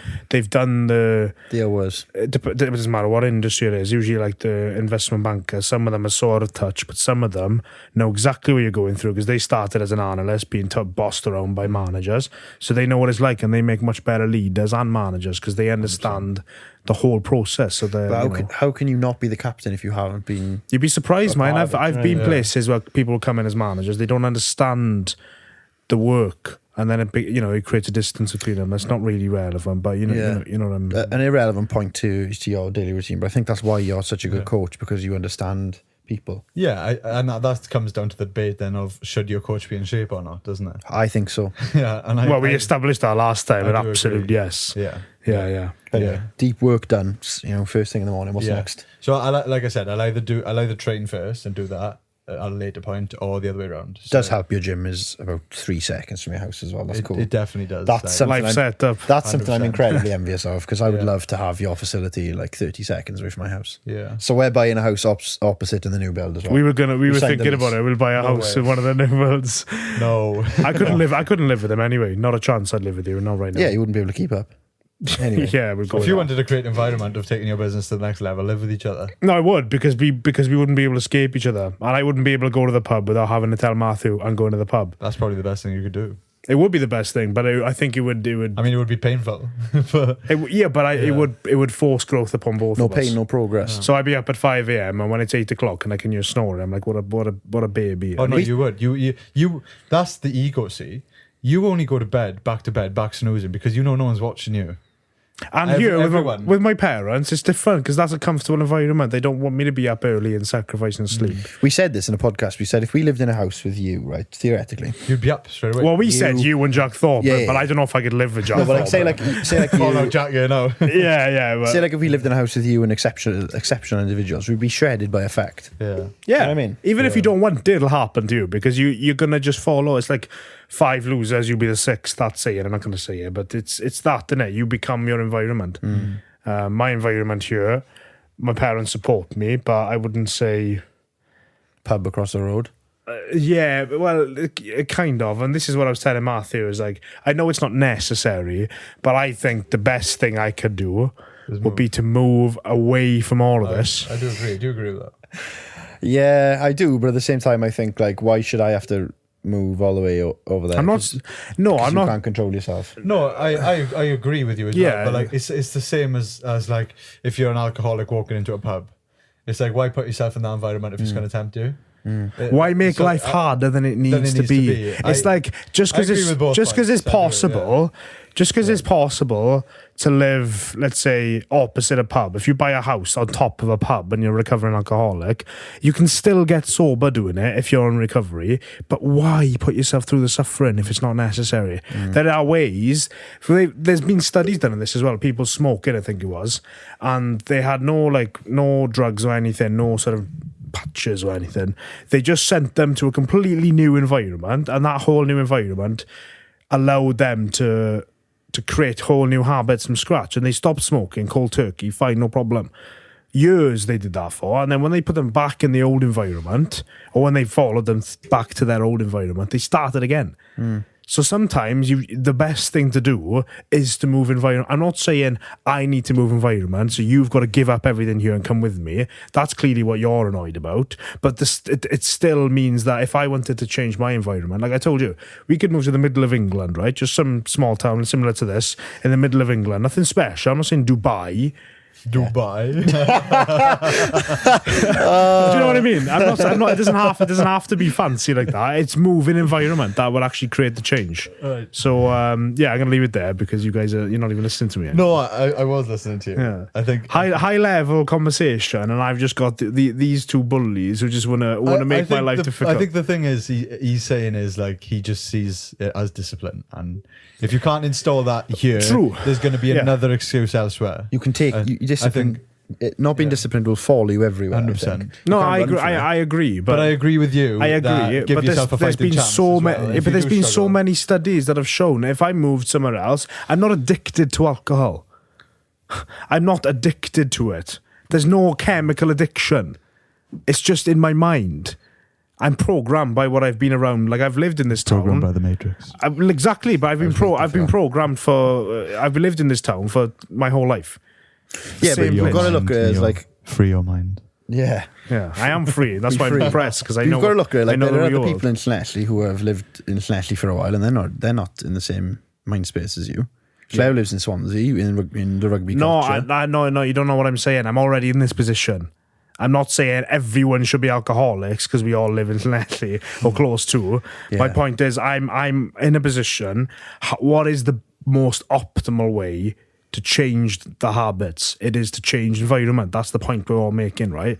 And I'm thinking, what's the best way to change your environment? Move to somewhere where you don't know anyone to start with. Like, I wouldn't go to the pub on my own in fucking Guildford or something. I don't know, I mind. think you would. No, I wouldn't. I wouldn't do it. I wouldn't go on my own down here. What about the White Hart in Hatfield? Shut up. Nah, I go to the Wellesley Hotel for a cohiba or a busto. That's about it. Yeah, we were on about Slough's Day in the Life. We start talking about the White No, Hart. but I think on that note, though, I think you will naturally go back to what you find as your comfort zone, your comfortable place, especially if you move to a new area. The only thing you know where you fit in or what to do would be the pub. Yeah, I'm sure I could quite easily build a community somewhere else. The first thing you got to do is change yourself, I think, and establish that discipline yourself. I agree with you more on that point, I think. Yeah. Because even up there last weekend, it's the first time I was in a room where I was like, wow, like this is something else. This is the first time I felt like I could actually just completely speak and not be judged by anyone. Not feel like I don't want to seem like a. You were talking to us about this before, talking about in businessy terms and not being relatable. Yes, exactly. Whereas there, you can speak freely because you know they know it as well, and you're the smallest you're fish probably at the bottom like, again. Yeah, 100%. Yeah. But they said to me, they actually all turned around to me because we do forget where we're from, like. Where we're from in this area, it is a poor area, especially as you go into England, and then especially as you go into the richer areas of England. You do. I was surprised, like this weekend, because they were all looking at me like a peasant, not in a patronising way, but they were like I was talking about obviously the area and stuff and what the people were like and my friends were like in school and stuff, and I, for the record, like I don't talk bad about any of them but they all just are very content. A lot of them are very content with just the way it is and the way you grow up and you just do the standard things. And when I talk about the visions I've got now, like I still don't even put my visions out there anymore because it is so far beyond number one where I'm at right now, and people would laugh. But number two, there's no reason for me to put it out there because I know I can just sort of chase it out myself within the circle that we've got. Yeah. There's maybe one or two people that. Do you feel awkward talking about it? I just don't feel like there's any need to. It's like when you put. I always question when people put a post up on Instagram or something. I'm like, why are you putting that up? About everything. Like, what? Why is someone posting a picture of themselves having a little drink on a night out? Like, why are girls doing that? What are they looking? There's always something that they're looking for, surely. Because why are you making the effort to put that out there? It's not just because it's the thing to do. It's like they are looking for something. Everyone is looking for something by making that effort, I feel. So, yeah, there's no reason for me to put out your feet. The reason, my feet. Yeah, exactly. Why do I do that? That's like, marketing tactic, get people talking. It was. You've been talking about that every time you've seen them. You've brought that up. Yeah. So there we are. That's stuck with you. Thinking about how unusual your social media feed can be. Oh, I'll go back and see what other strange thing. I would say cool, but there's nothing cool about it. I mean, the woman thing, I thought that was quite funny. Yeah, we were thinking he wants this. He wants me to comment. You couldn't know that, could you? Brother, you get somebody, a female, to say women can defeat men physically, and I'm there. We can't have this conversation. I promised myself. Beth Chandler was having a go at me in the gym as well, and I was like, "You will not defeat." We were going to have a round. You will not defeat me. Out, yeah. But to be fair, we look back. We look back girl. at the post. We look back at the post, and it was actually not. I actually misunderstood it. I thought it was defeat as in physically outlift, but I think you were like out train, which is about intensity and effort. And I kind of retracted then, but I'm going to cut this bit out because I'm misogynist. I'm a misogynist and I'm sticking to my words, so I'm going to cut out the bit that I said I was wrong. You're going to cut out the bit just wrong. I was wrong about being wrong. Yeah. No, but I'm not a misogynist, but men and women are not the same. No, I think everyone can agree with that. Yeah, Definitely. I'm just always go for the truth, and I'll say blunt, hard facts, and all of a sudden, no, I'm misogynist. Yes, I might be a BTEC Andrew Tate, but I'll take that all day. There's a reason as well that I don't talk political at all on my story. I was actually telling Matthew, I think you've gone soft because I don't think you've got the balls to say. No, and this is the thing. Like, I do question this all the time. Like, I'm very strategic with what I put out there now because we've got like a following, and now I've actually got people within our team that I need to provide for. If I mess up, then all of a sudden they provide for. Well, if you bring the business crashing down, affects your employees. Yeah, exactly. Yeah. So I have thought, I need to be a bit more careful about what I say. But then I thought, then I'm just going to be like, everyone else is scared to speak their mind these days. I know. And I don't want to be that person. It is a tough thing. So, yeah, I'm actually going to go in the other direction, to be honest, where I'm not going to speak hard facts unless I know they are facts. And I'm not going to speak opinions unless I make it very clear it is my opinion. Well, it depends if you're just making the opinion. Like if I put a random story up saying men are stronger than women, where's that come from? Unprovoked, you're rubbing it in, and let's try and listen. You're rubbing it in. It's not actually true, to be fair. No, but like I could make a statement that's very controversial and seems misogynistic. If you said most, if it is true, let's say something that is accurate. Yeah. If I'm just saying it and keep saying it, I'm like, why do I keep reinforcing that? Do I want to remind people? That actually just shows weakness in me. Yeah. But what I'm saying is, if there is a topic, like if you put a post up, I'm gonna get involved. Yeah. I love controversial topics, and I will sit there and I will go for it. Well, that's why you started this podcast, isn't it? I will go for it, and I'll get really not wound up, not angry, but I'm passionate. Yeah. You talk about the Matrix, I'll sit here all day. I don't think we should, because I will sit here all day. I know. Have you heard of the food matrix, by the way? No, I haven't. I try not to get into. I went down a rabbit hole for probably like before our podcast, like about maybe 8-10 months ago. Like really dive deep into it, and I was like, it does consume you, doesn't it? Like you can get obsessed. Yeah, I mean, I did have a phase where I literally, that's basically all I watch. And when the news came on, I was like a vampire when you open the curtain. I was like, get that off, get that off, get that off. I don't watch the news. But No, I think it's nice to have a fine balance of like everything, all information, even the news. Because well, yes, but as long as you're actually seeing it for yourself, then what they are putting in your face. Yeah, if you're. I love the fact that Elon Musk called it out the other day on that BBC interview. Yeah. That was insane. He literally called out the BBC and he was like, "But what about all the misinformation he put about the C word? Probably can't even put this up on YouTube." And he asked them. He literally it's to get taken down now. Yeah, no, it's mad though, isn't it? And we all saw it at the time. But try and talk to your grandparents like about that. And they were just etched in their brain. It's just because they trust the news, and that's the biggest thing. It's taking advantage of trust, and that's where it really is morally wrong. Same with women world. It's taking advantage of trust. Yeah, I was going to say you can bring that back to your taking advantage. Yeah. I don't mean women as in girls as well. I mean women as in like women with someone that can't say their S's. Just so people know. Yeah, I think we all know what you're getting on to. Totally random. You'd be surprised. There'd be people who yeah, what's women world? Look up for yourself. Yeah. Go into the description. I mean, we may or may not target. Don't send them over there. Send them to the PB Academy. You know. But that's what I mean. You can bring that back to PB Academy. You know, you could. It's easy as an online coach to take advantage of trust and 100%. Try and get people in for cash. Yeah. That's what a women world is, right? It's a private business set up to make money. It's a brand. It's not a business set up to genuinely provide much value. Really. It's an incredible business model. It's impressive, but it's not really great for the naive women that believe everything. It takes advantage of not for the customers though, because they're not getting the best value.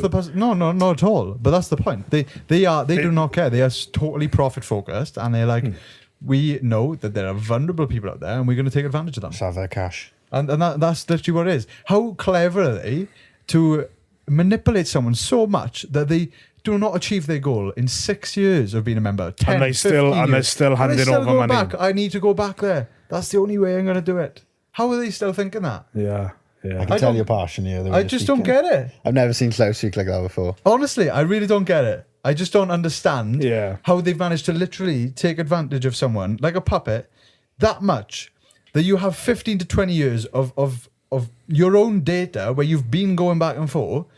And you still are managing to say, but this is the only way it works. Yeah. It just doesn't make sense. No, it's wild. Are you trying to be like a vigilante for information then? and like providing education. No, I just want to give people remove that doubt, give them the straight path there. Within 3 months, there, job done. Go, leave me alone. Leave you alone. Okay, let's kind of shift a little bit here. Then you just said 3 months, leave me alone. That suggests to me that, and I've heard coaches talk about this sort of thing before, about James the journey. Smith did it. Hang on a minute, you don't know what I'm going to say.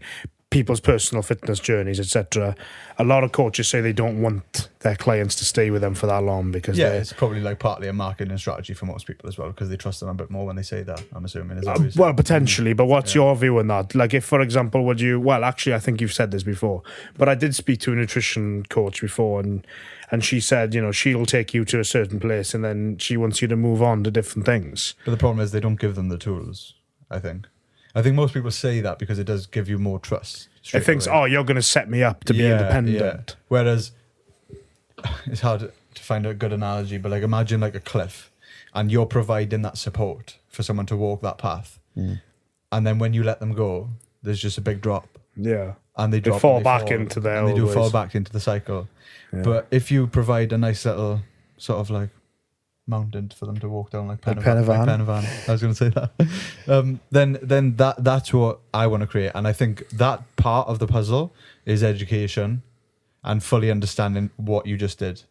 So, like with our model, if you want to call it that, with our academy, we just get you going straight away. So you get the results, you feel good, you blah blah blah. You get where you want to be, and then throughout the process, you getting educated. But then you actually slowly then maintain learning that part of the process, which is the most important part, so that you don't end up going back to the start again. Yeah. This is the big thing for me, going back to what I said at the beginning, is that I don't like the idea of being fully dependent and reliant on you. No. I want this to be us working don't. together instead of yes, boss. No, 100%. And then when we finish working together, if that comes in the short term or the long term, I don't know. We'll have to see. Not something I want to talk about now. I want to be able to know that, right, I've taken a lot from this. I can apply that to what I do know now to be true, and then I can actually make positive changes for myself. Yeah. And I've learned so much already. The weekly calls with especially going over the expenditure, that little graph you made about deficit lines. surplus, that is it's imprinted now. Really? And every time I think about what do I have, like training day calories, like the conversation we had earlier about training day and stuff, but should I be having training day calories 6 days a week? Doesn't matter, as long as I'm in a deficit, expenditure, etc. That's how I think now, and it's so simple, going back to the simplification thing. I've always thought about stuff like that because I like to be an academic, so I'll go and look at TD and all that stuff, and it ends up becoming so much for me. I'm like, I don't get it anymore, but I get it when you explain it visually like that, and now I've got that, so hopefully when the sad day comes, I'm sure it'll come eventually. 100%, I'll be able to go out and hopefully do something for myself. Especially nutrition, because training, I've trained for years. I can do that, well enough. It's the nutrition that I was clearly struggling with, and as we've discovered, the way I am, the impulse control and the consistency, which is actually Matthew's helped me a lot with, being around somebody who is kind of boring because he's so consistent that his life is predictable. You just call you boring, man.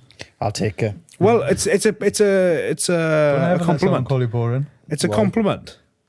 It's just not something you should. No, not overall. This aspect of him, in the sense that he's always doing what he's told, and I'm like, oh, so creamy rice again, yeah, whatever. It's just consistency. Game's the game. You as an entire person. Here it is. I thought I was waiting how long it was going to take. I'm surprised That's why I actually. was smiling. Yeah, that's why he's been smirking at you. He's been waiting. He's waiting for to it. when am I going to deploy? Yeah. Anyway, I'm charting rubbish now. And, No, but I like that. I think you've got to be consistently good. No, I don't like that. And I know it's not the best course of action, and I know my strategy doesn't work, but I cannot bear the life of just being... No, but you don't need to be consistent in terms of the foods you eat. You need to be consistent in terms of the calories you consume. Yeah. Over a week or over a month.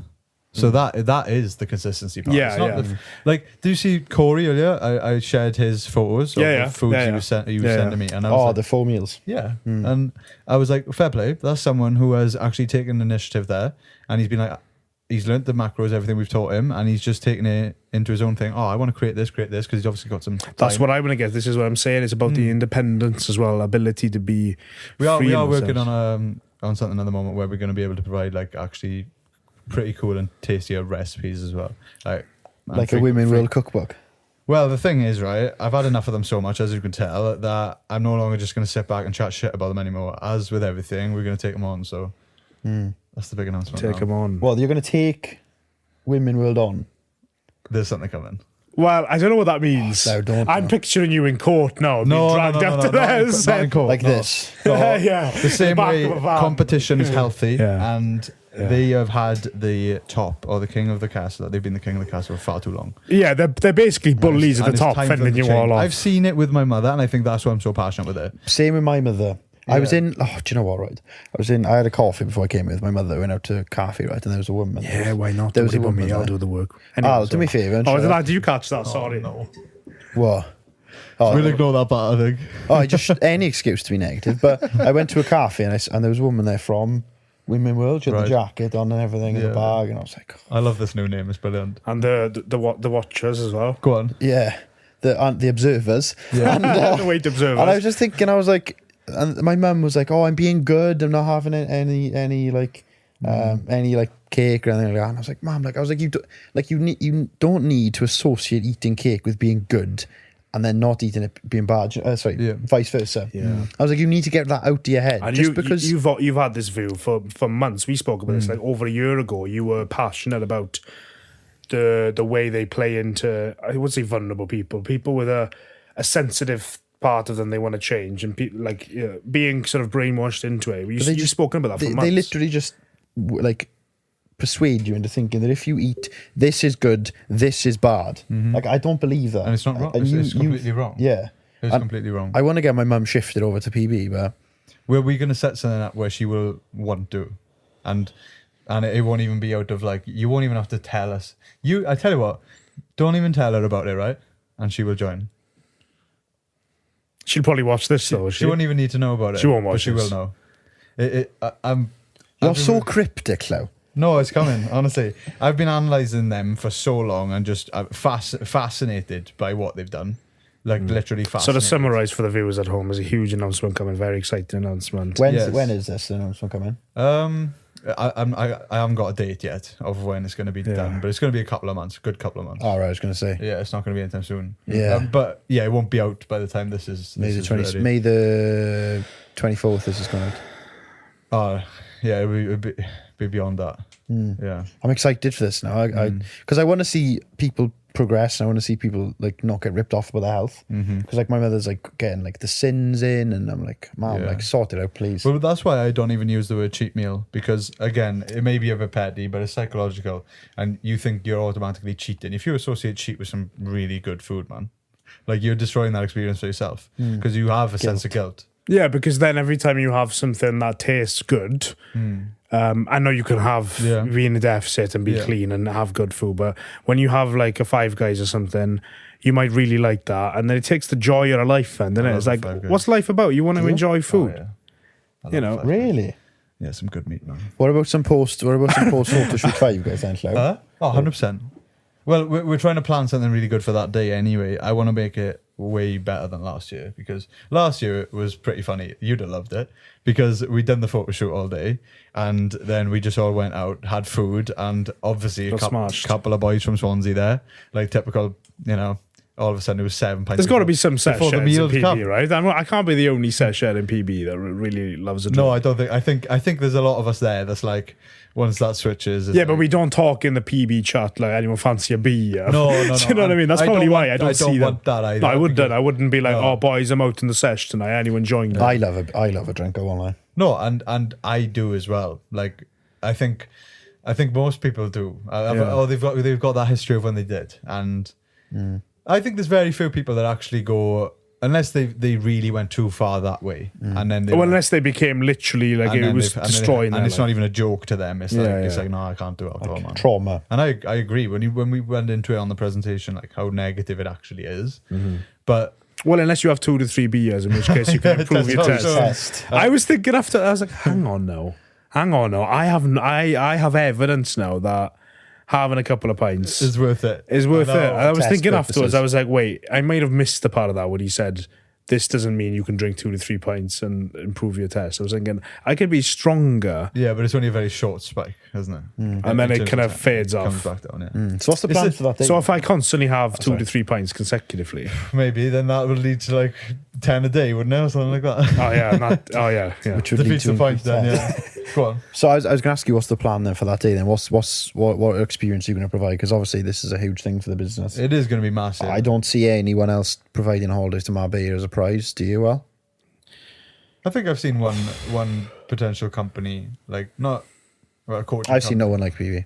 No, thank you. And we've spoke to Well, Women World are doing something. They're going down somewhere, eh? Yorkshire, apparently. Yorkshire. Oh, come on. They can do better than that. No, they're not going to Yorkshire. Yeah, but what's the scene there for that day? It's like, what have you got?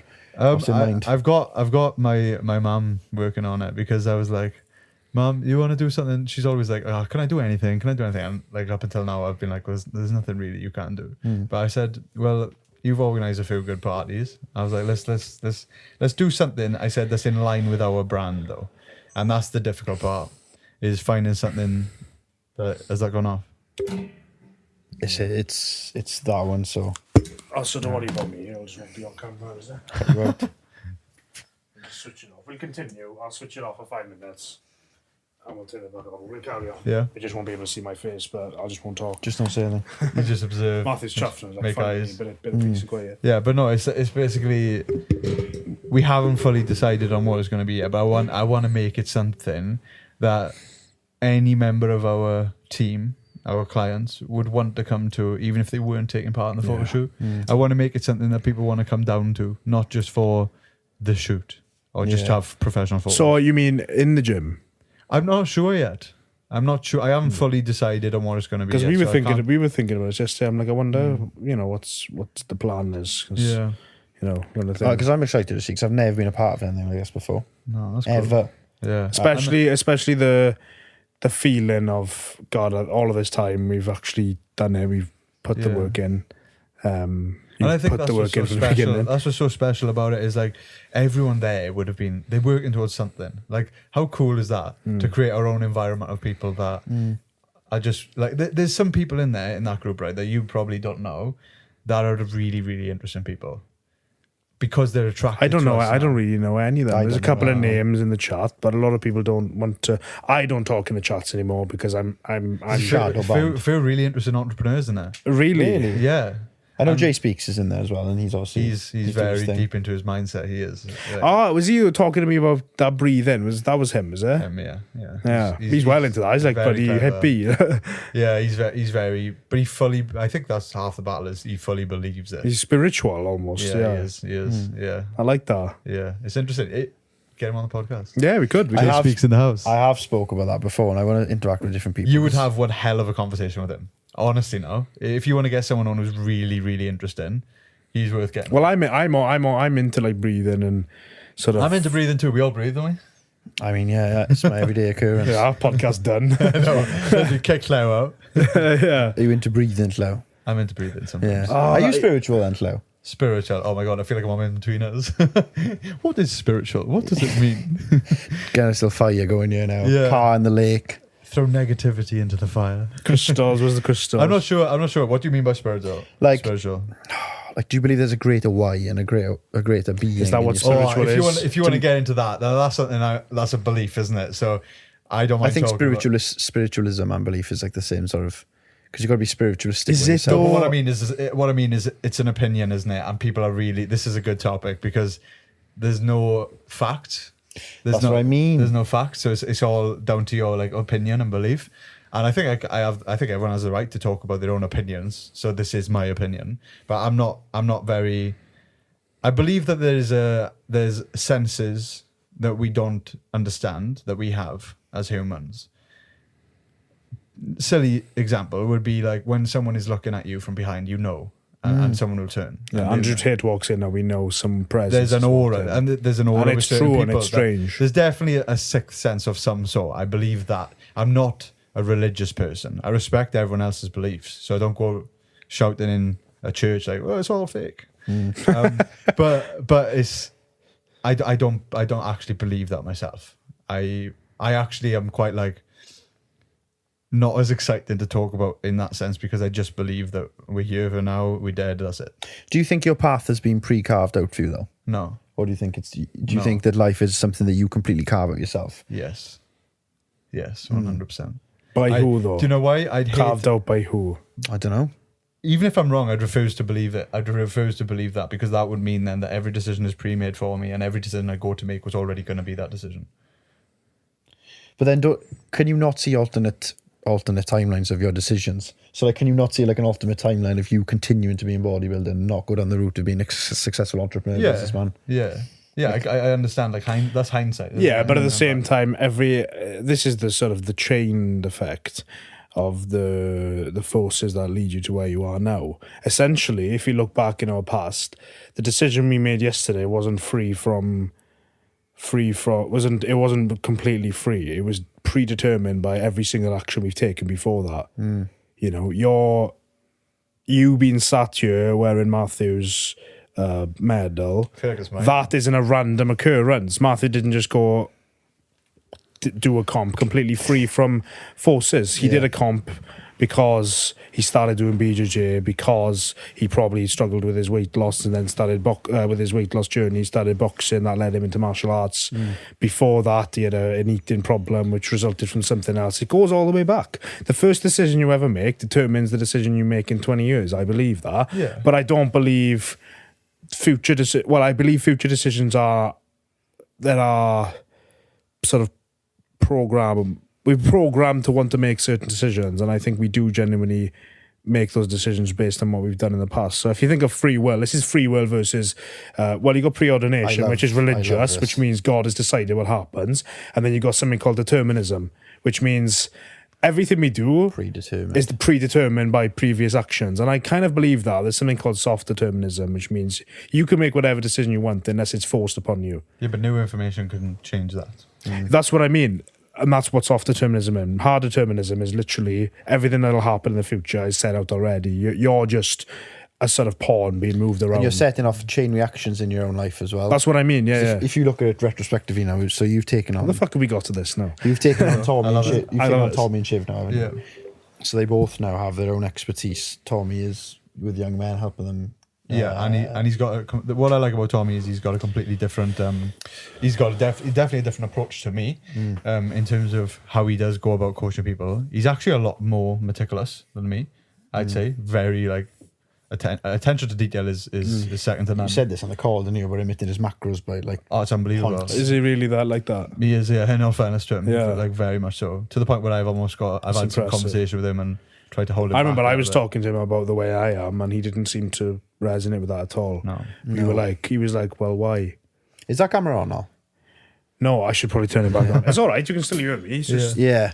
But obviously then you've got, you've set off a chain reaction by taking them on, taking Shiv on, because obviously she's into the woman side now. Yes. Tommy's into the young men.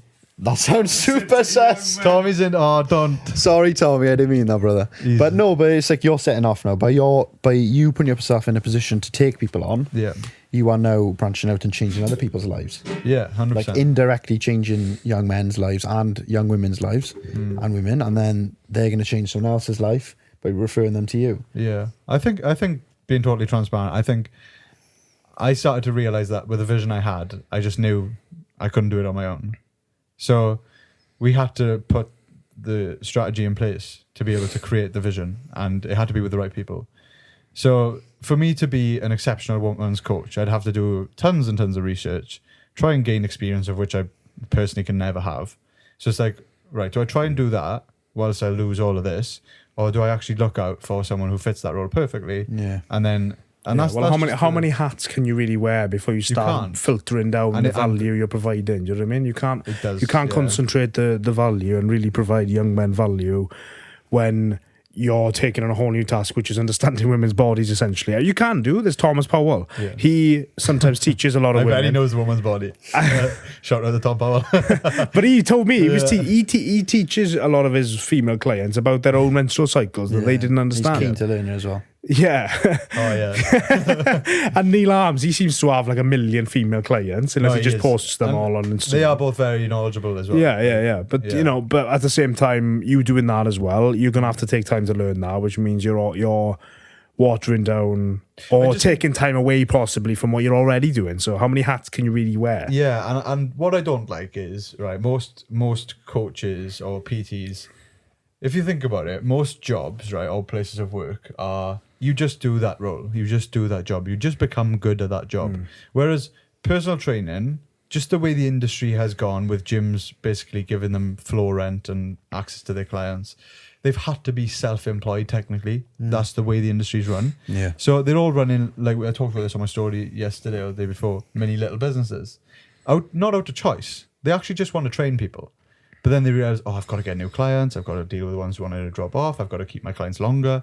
Like, that's now running a business when you start facing those challenges. And like, it is, because you realize, oh my God, I need to make consistent income and pay my bills and look after a family eventually. Like, yeah, it's like almost like a young man's game or a young woman's game with PTN, because once it gets serious, it's like the stress comes with it. And that's when they start turning to like, I've got to actually treat this like a business now. When really they're not meant to be business owners or business people or entrepreneurs or whatever you want to call it. They're just good trainers. And that's how they should be. So it's almost egotistical to think that you can do everything better than everyone else. Like, you can be the best salesperson. You can be the best person analyzing the stats. You can be the best person dealing with the person's psychology. You can be the best nutritionist in the world. You can be the best, understanding anatomy and biomechanics and how this person trains compared to that person. And then understanding injuries and how to recover from injuries. And then understanding S&C. It's like, right, okay. So many hats. You've got a bit of an ego if you think that you can do all that. Do you know what I mean? You're spreading yourself too thin there as well. Yeah, but that's the reality of being a PT. You are dealing with all of those things. And then you're giving half your money to the gym anyway. Exactly.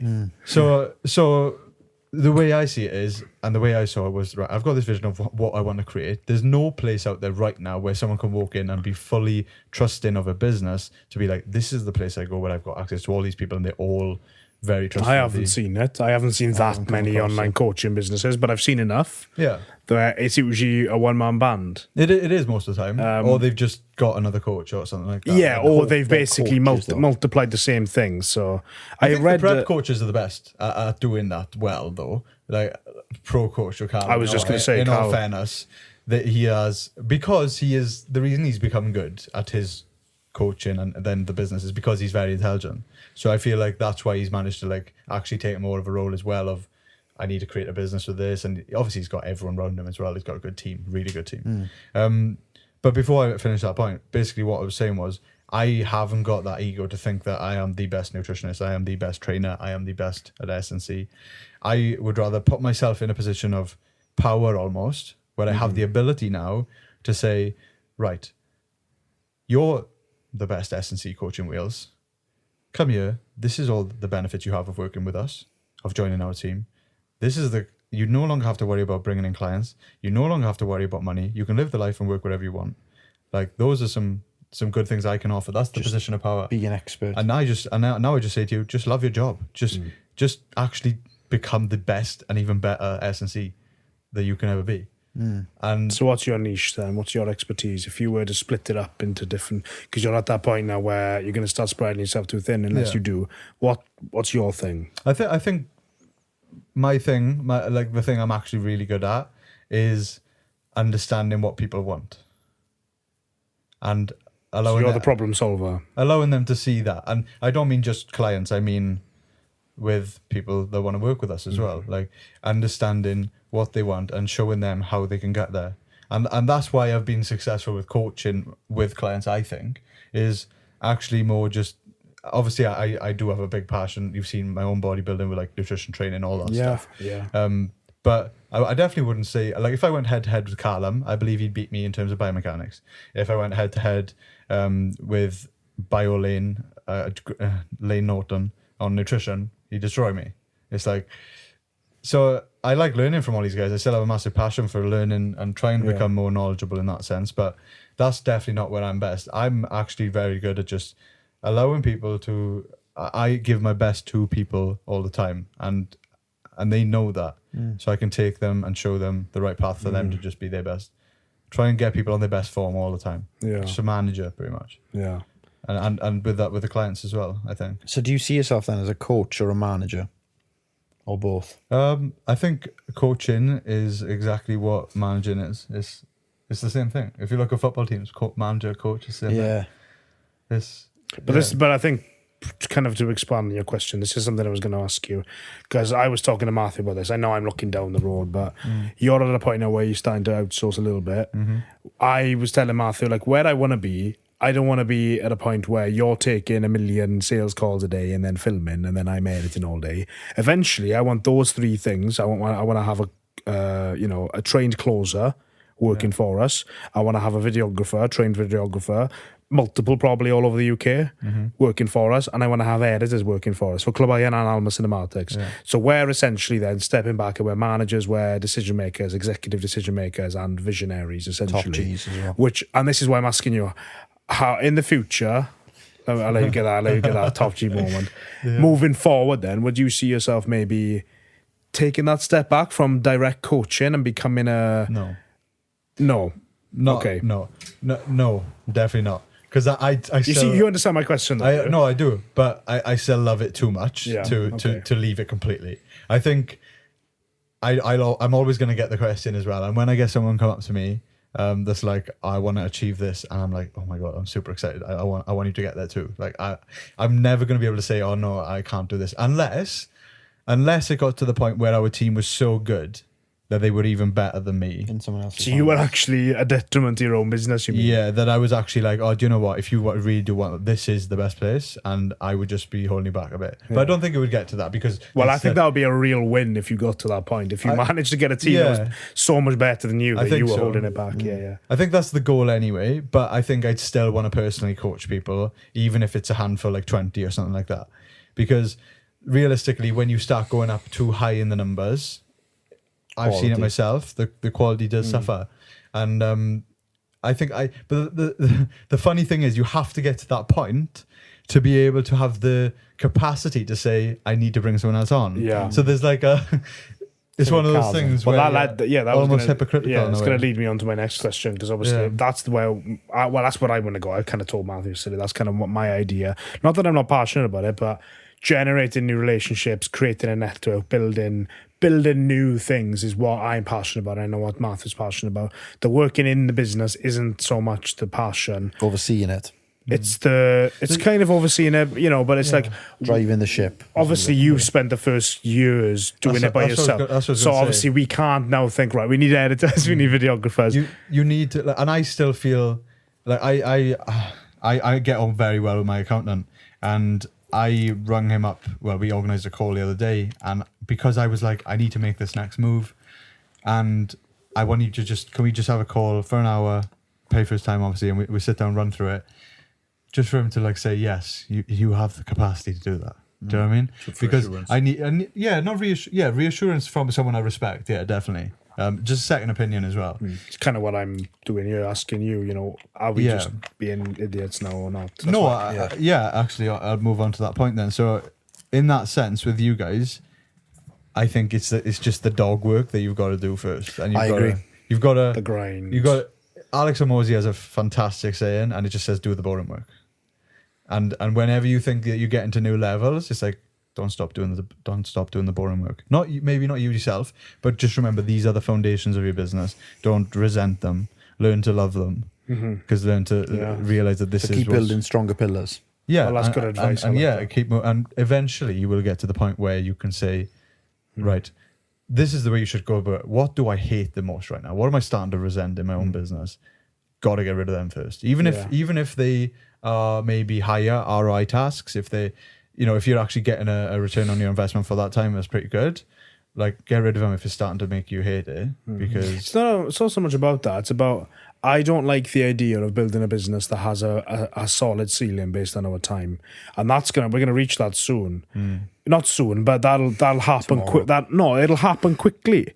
We can't have 600 clients for social media marketing. Good luck to us thinking we can manage all of that. Yeah. And I don't like the idea of being a bottleneck in my own business. I like the idea of having the freedom and the time to build new things and having a team of people that can help do that. Obviously, I'm not saying we're going to do that within the next 60 days. It'd probably be a year before we even think about it. But once we reach a certain capacity, it's nice to know that we can outsource certain things. I was just interested in, because I was going to ask you as well about when you started investing, well, significant amount of money in high level coaching. Because obviously me and Matthew, I said to you before off air that we were really interested in this event that's being hosted in, is it in Marbella? Yeah. And it's clearly a very high level networking event, and me and Matthew were like, we'll get so much value from that.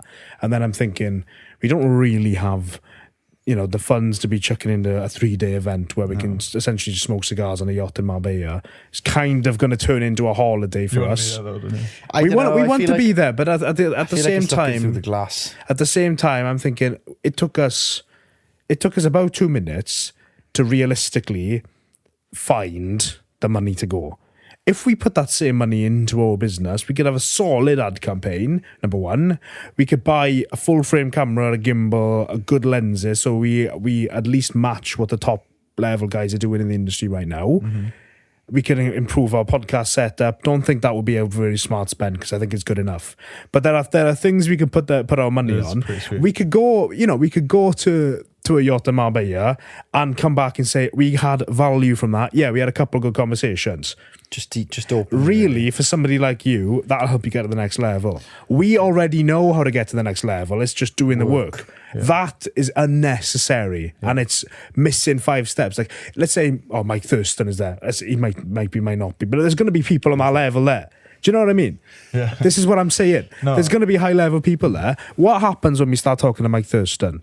He says, what's your business? Oh, you've just started it. Don't really have a plan yet, but, you know, we're hoping to get some advice. Alex, he'd probably say, we got a watered down version of your podcast. No, right, listen to me now. But do you know what I mean? Like, it's like, what are we actually going to say? Where's the real value going to come from? What are you looking at? My camera's gone off. Is it? Oh. It only just went off now. Yeah, well, I was getting to that. Just keep going on your point. Yeah, but I was just saying, it's crazy because we almost sort of justified that because... and Matthew said this, and I agreed. How cool would it be when people are sat in the Colliers on a Saturday at the pub down the road, and we're on a yacht in Marbella talking to, you know, with Llew or talking to Llew and some of his high-level friends, and I'm like, that's really cool, yes. But I'm thinking, if we've managed to find money we didn't really think existed, we've managed to realistically come up with that, and now all of a sudden we want to spend it on that. Yeah. And I was just, this is kind of to turn it into a question. At what point in your journey did you start putting significant amounts of money into that high level coaching?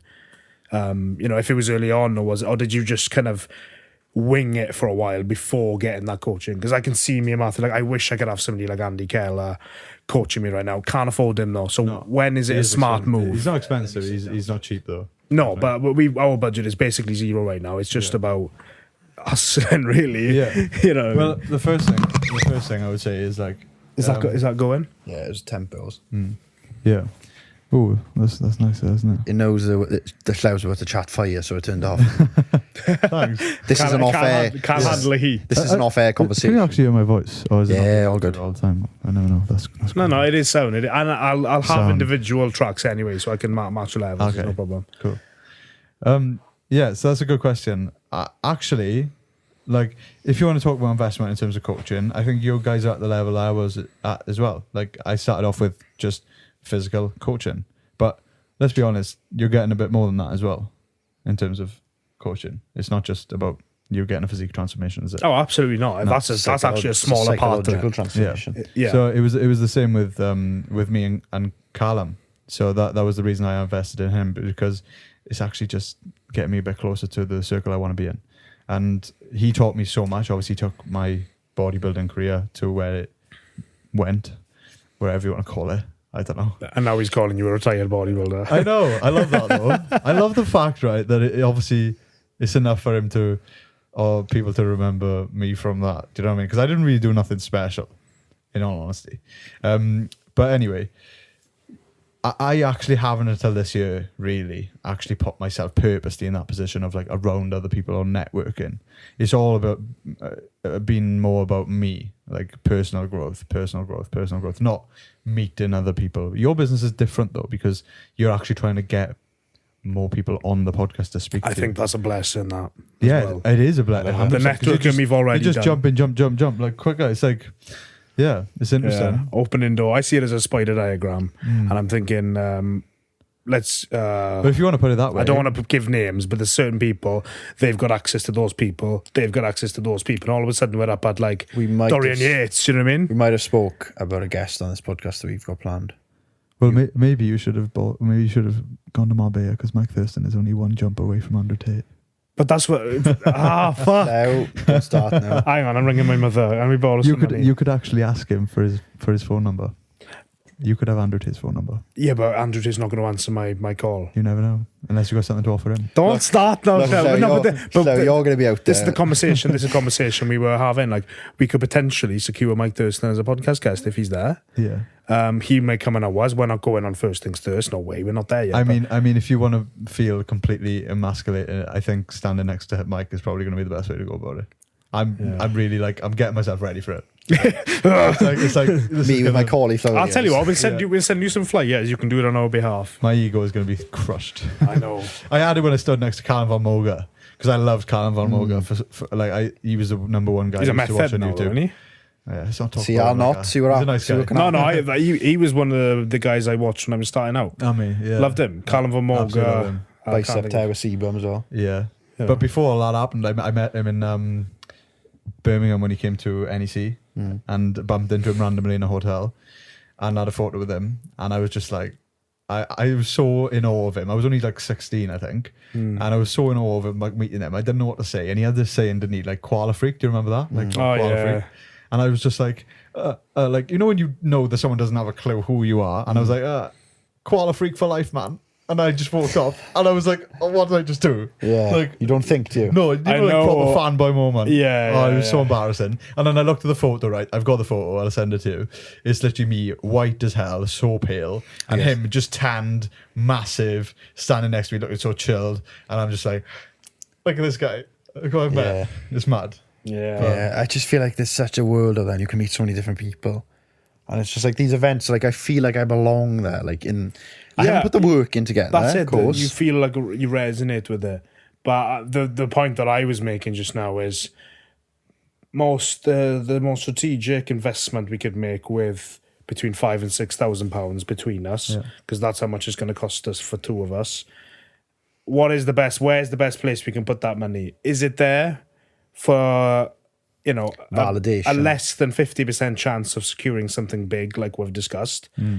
Or is it in the boring stuff, 100%. helping us grow, helping us go from step 1 to 2 or step 2 to 3 instead of a chance at step 13 and then straight back to step 1 anyway because we're in debt now. Yeah, because that would put us in debt actually. Yeah. What's your burn rate as well? Like what's it costing you month to month to do? No, you don't have to go into financials now because not that much. It's just subscription stuff. Because you need to. That's the thing as well. It's like how much life have I got left before I die? Do you know what I mean? In terms of the business, it's keeping something alive, isn't it? Yeah, our burn rate's quite low, to be honest with you, because we only have like subscriptions to like Adobe, Buzzsprout. Yeah. Trying to think if there's any others. But surviving as well, though, because you to survive, you got to live. Yeah, but that's what I mean. I'm personally not making anywhere near enough to live. I'm relying on my parents. Yeah. I am at that point now where expenses are above income by shitloads, and my mother's helping me with food. And that's why I'm saying. My mother's helping me with food, and I'm about to ask her for $2,000 to go to Marbella. It's not that smart. Wouldn't go down well. I wouldn't want to be. It's not. But but she'd probably. They wouldn't see you. She genuinely. No, she would. She genuinely would want me to go out because that's nice though that she believes in you. But at the same time, she'd be like, "Is this really the best decision for you? Are you just kind of like living a rich kid lifestyle at the moment?" And that might be true. Look at me with my portrait screen editing reels. Pretty cool. It is cool, but is it? Do I want people to think, "Oh my god, your setup's cool," or I think, "Yeah, you're working hard"? Am I working hard, or am I kind of just trying to justify these sort of events? Because I don't think we should really be going to something like that. No, I don't think we're in a position. In my opinion, I know we'd get value from it. What have you got to offer these people? Nothing. And this is what I mean. That's what I was telling Matthew. Yeah, you can have a photo with them and show the boys back home when they're in the colliers. Yeah, blah, blah, blah. You look cool. But I'm not spending $2,000 to look cool on a yacht. What are you going to say to Mike Thurston? How's that going to say? Conversation going to go? What he's going to? What's your business plan then? Qualified for life, man. I have nothing to say. Yeah, but he's like, "What's your business plan?" And you're like, "Oh, I don't really know. We just make videos for people. We're going to do this maybe." Yeah, it's going to be. It's not going to be. You're not going to impress them. You're not going to be They're not going to remember you. They're not going to really care that much. Not that they're going to be all arrogant. I'm just saying, you're not special. You're not going to offer them much. We are not going to be able to offer them much. So why are we spending $2,000 to basically take a photo Just with network with them, just for them to see our but face. but they're seeing our networking. face, but they're not going to remember our face yet. Agree. So for you now, you will be able to potentially solidify really important relationships. For us, we're going there to take a picture with them for them to forget us. Deadlifts. Yeah, yeah. Do you want to learn how to deadlift? But do you know what this reminds me of is London, right? Because in London, I was staring at the Bugatti through a thin layer of glass. What colour's your Bugatti? Yeah, there was a Bugatti there. Between a thin layer of glass, right? And I said to Alex, I was like, this is fucking cringy analogy. I was like, you can break into the Bugatti shop and sit in the car temporarily, which is what we would do in this situation. Break into the Bugatti shop and speak to these people temporarily. Can't move the car anywhere, don't have the keys to drive it, not insured to drive it, can't take it anywhere. Completely useful, but you can actually just sit in it. And I feel like the thin layer of glass is I'm looking at you now, Llew. You're the Bugatti going out to the streets. I wouldn't say you're quite a Bugatti. No, maybe like a Ferrari or something. You know what I'm trying to say though? Yeah. It's like, we have an opportunity to go to these like networking events, but we're not going to get anything from it. Everyone's got an opportunity. Exactly. John down the pub could pay and go, but what? How's he doing, by the way, Al? I'm meeting him tonight. Yeah, see, I'll be seeing it. I know later. Yeah, but you see my point. Like, it seems good to go. Yeah, we might get some value, but I always get really depressed in situations, I guess, because I'm like, I actually truly understand here what's going on here. I'm surrounded by not like-minded people who think the same, but people who are already kind of established and they're putting money and time into themselves. I don't need to pay $2,000. I know already the things that we can be doing to get ourselves from step 1 to step 1.5 or to step 2. I already know the things we can do. It's just man hours. I honestly do. Not arrogant, but there are some basic things you can do, like how to get subscribers. Well, you can at least Google how to get subscribers. There are things we can do right now by just free Google searches. AI, huge tool that we can use. We don't need to go and speak to people on a yacht in Marbella. That's for kind of 1% improvements at a later date. That's for people like Llew, not for people like us. I'm not saying we don't belong there. I'm sure we think the same. Certain point, We think the same, but our actions right now can be improved so drastically before we even make the foundation, the investment. What are you hoping to get out of it, Llew? This week, the weekend in Marbella. Well, that was the thing. Like, what are you looking for? I spoke to Josh again. He's the accountant. Josh Thomas, the accountant. Yeah, and we both said the same thing. We were like, it's just all about, at that point, it's all about just making connections, because they have connections as well, and it just leads you one step to another. Yeah, to potentially connected to Andrew Tate indirectly. Well, and you will be, probably. That's how mad it is, though, with this example. Absolutely. It's that close. It's like, it's actually pretty crazy. Exciting. That's what we're excited about. But like you said, though, the one thing I've realised from being around these people, right, and this was not a shock to me, but more a confirmation. Every single one of these people, if you were there, right, they are all out for themselves. They're all killers. They are. They're all out there for themselves. So don't go out there thinking you're going to make friends, I don't think. That's what I mean. If we can offer them something, uninterested in my opinion. It is like that at that level. Yeah. I think that from even being in that room on Saturday, from the events I went to before with them, everyone is there. They work together as a team because they all have their own goal of what they want to get. It's not, let's all do this because, we want to be friends and go. Yeah, it is go team, but it's like, it's not, we're just doing this I'm here to just support you and that's it.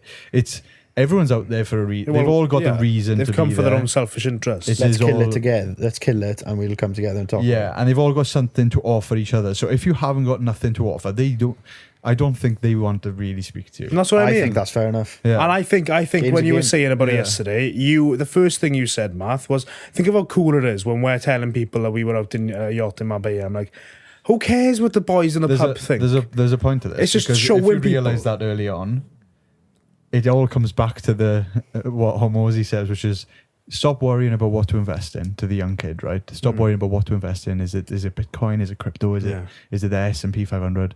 He's like, it's the S&Me 500. It's cringe. So skill set is everything. Because if you now, like for example, Josh Thomas, right? No one knows him. No one's going to know him there. But he's an incredibly highly skilled accountant. Yeah, I follow. Every single one of those people, he's got something to offer in terms of advice. Yeah. And it's the same with fitness, believe it or not, because when you step into business environments where people are out of shape or they are struggling with their goals, then you have got something to offer. Actually, they see it, and like I said, you've got to practice what you preach. And they're like, oh, I've been struggling to gain a bit of muscle. Like I still struggle around my busy schedule. And that's actually like where I'm actually interested in going is now I'm living that lifestyle a little bit more of like you saw, like some days it is helping busy professionals. 5 still ridiculous. Yeah, but are they really though? Because I know you mean like, so a lot of people do advertise for that, but have they actually lived that lifestyle? Do they truly understand? And I think now transitioning, and no doubt it's only going to get harder and harder and harder personally in terms of maintaining and chasing a better physique. But once you've gone through it and you know exactly how to coach people through it, that's another avenue in itself. I'm trying to increase my offer. That's what I'm trying to do. Yeah, and like, a skill set. That's all it is, a skill set. That's something I've taken from you. If you were saying to me before in the unofficial PB office, the steam room, it's all about what you can offer. It is. And how you can develop your skills. And that's something I've actively tried to do. The editing, I've started editing more podcasts. I've started Pen of Anne, the YouTube video. That was the first Club Eye YouTube video I've ever edited with a Rocky. It was good. I enjoyed that. I enjoyed it anyway. Yeah, but I want to... Video was a bit naff though, because it was just... See? Constructive criticism. No, I mean like it's destructive negative. No, you didn't even let me finish. I mean like the footage was a bit crap because it was just raining and we didn't film anything. Yeah. So we just filmed for like 4 seconds at the top of their winners. Without that, it would have been nothing to it. Yeah. Do you know what I mean? So you really let me finish. You just assumed I was being negative. Yeah, but I want to improve myself and I want to build myself, and that's why I went to Llew. I think you need skill set. Like in this day and age where AI, like you said, is taking over and it's rapidly developing. That's a scary rate. Josh Dexter's on it. They're all on it, to be fair. Yeah. But at the moment, all it's acting as is a tool to propel you forward in certain areas, whereas in future it is going to be more thinking for itself and able to do almost everything. So right now, it's like use it to your advantage before it ends up using you. I feel like that's really true. But have a skill set that it can't take. Which people skills? It's got to be something human, I think. Yeah. Because it can do editing probably. Because the one thing it'll never be able to do is create that sixth sense that we talked about that humans do definitely have. So if you can become powerful in that area where you have something to offer someone, I think that's gonna be worth it, and that's just gone on that moment. Yeah. But no, it's been good. 2.5 hours. That's been good. Is it? It's gonna be like. Do you want to wrap it up soon, or it's like 4 o'clock, mine? Yeah, I don't mind. We were talking deep with something. I was making a point. I can't remember. It obviously must have been interesting if you can't remember. Yeah, it was about. Must have been quite boring. It must have been. That's the point. I know. I feel like I lost what you said. I think we all have. Yeah. This has been the longest podcast we've ever done, by the way, as well. I was in the mood for a long one anyway. Ever. Part 2. It's just flown, isn't it? I know it is. I wonder how many people will actually listen to it all. I'm actually interested in that. No, hardly anyone. I tell you what, then, why don't you honestly, tell... even the Jack Thorburn one, the longest kind of the average watch time was 30%. That was really good for us. Why don't you tell a secret about yourself at this part of the podcast, and we won't talk about it, like we won't put it in the timestamps or anything like that, and we'll see how many people bring it up to you as a test to see how long they'll listen. Well, when you just come out now as a joke. No, give us a secret about yourself and stuff. Yeah, that'll backfire. I'm trying to think of a secret, because you know when you ask someone things like this, it's hard to like think of something, isn't it? Or like a micro announcement. Like not like we're going to take something on women. That people are actually going to talk to me. We're going to take on women. Yeah, I'll take on women. Hand-to-hand combat, you will. Hand combat. We'll see how many people listen to the end of this. It's interesting. You got to give me something, point me in the right direction. Somewhere. An announcement about yourself, an announcement about PB, a secret, an announcement about anything really. I don't want to be too boring. I can't. Okay, sound. We are currently in talks with someone who is a big personality and is going to be potentially joining us. I'm not going to say as what. Like a coach or like... No, not as a coach. An ambassador? No. He just said no. You're going to go through them all now. It's Andrew Tate. No, it's not Andrew Tate. But no, it's going to be a whole different dynamic to what we have currently been doing. But it's going to be very interesting. Is it going to be a service or...? Potentially, yeah, it's service-based. I try to keep it service-based. But, yeah. Are you going to do... I've just said that. The only reason I brought that up is simply for that, because you've asked that question. I'm not going into it in any more detail. But, I understand. But for people to say if they've watched until this point, it's just a very big move in a direction you wouldn't have saw coming. So we're going to be shocked by this then. Yes, definitely. When Is it relevant to the sort of fitness coaching, or was it completely like sidestep? A bit of a sidestep. Cool. When's this coming? Do you know? No, this one is like, it'll be way beyond the women's academy sort of push. So No, it's not related to women, is it? no, it'll be way beyond that. No, I was going to say, fuck yeah, I've had enough of that. definitely. So this, in terms of time scale, 6 months. Yeah, definitely. Yeah. Interesting. Yeah. Interesting. But anyway, that was that. That's just to see if people listen to this. Yeah, I enjoyed this podcast. I can't lie. Yeah. Yeah. Claire, what do you think? I've loved it. It's just gone quick. Yeah. Yeah, it does. And I feel like at first I was like, I thought there was going to be like more structure to it, but it's been a bit more free flowing. Well, I'm actually a little bit disappointed in my own performance in this one, because Really? usually the free flowing style suits me really well, but I feel like I've waffled a lot.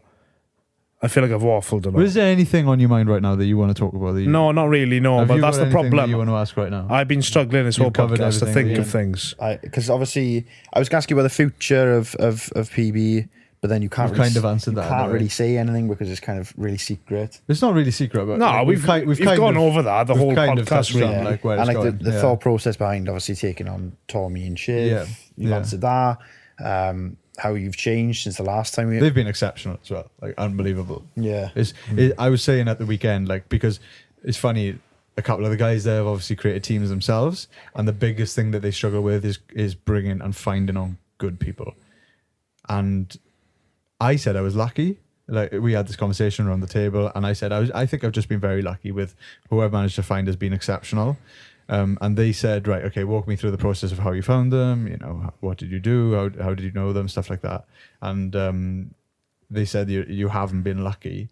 You've just been extremely, like, what's the word? Quite harsh with who you're taking on, and dismissing some people as well. So there was a process of that, and there was some people who were very close to me that was meant to join, and I had to say that it just wasn't working. It wasn't going to work, and that's probably the more difficult thing, because when you see someone with a lot of potential and they are holding themselves back is the hardest thing to watch, I think. And you get that from working with clients as well.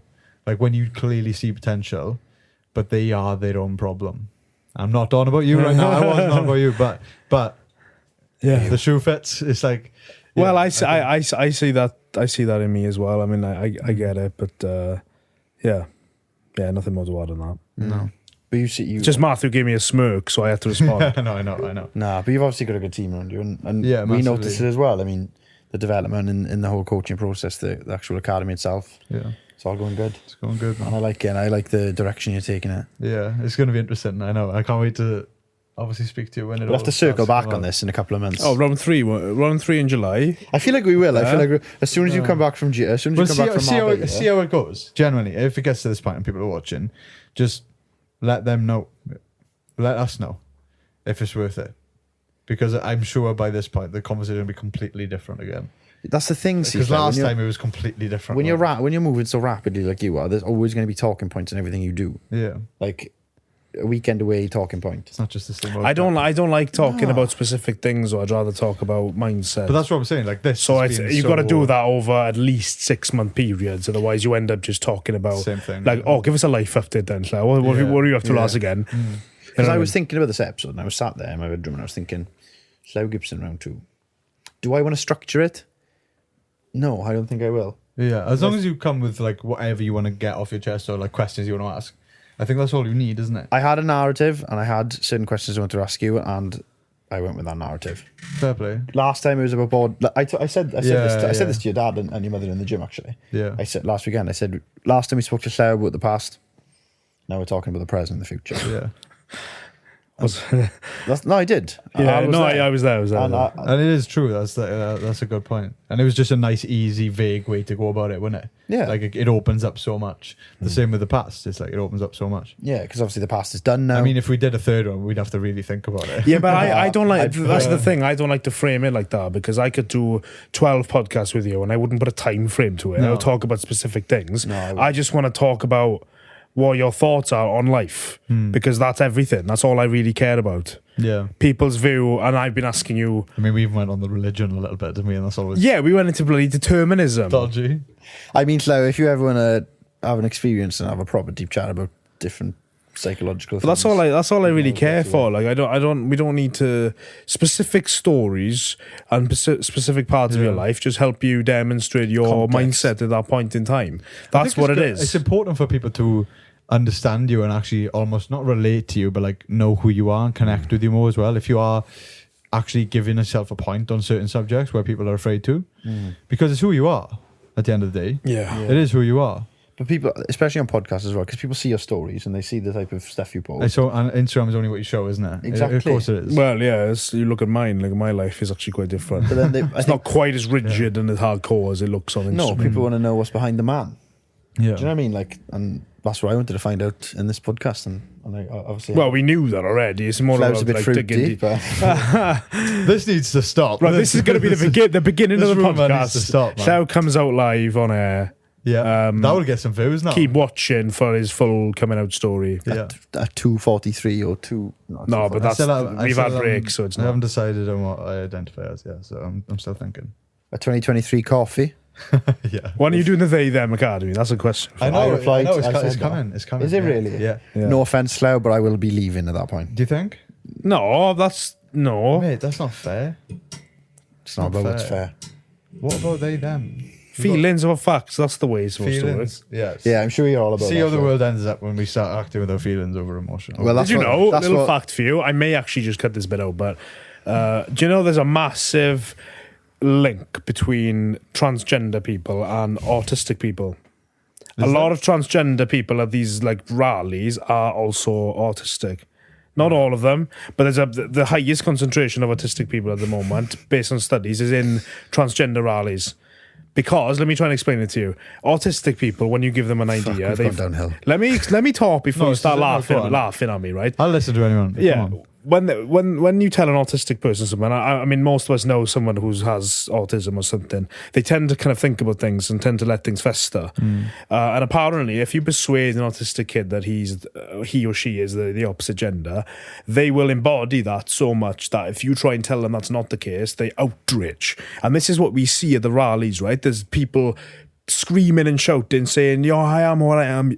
You can't tell me who I am or what I am." And apparently, there's a lot of autism and transgenderism. Apparently, that's a close link that people have made now. I can't give you the numbers and I can't guarantee it, but I've heard a lot of stories on this now, and it's interesting.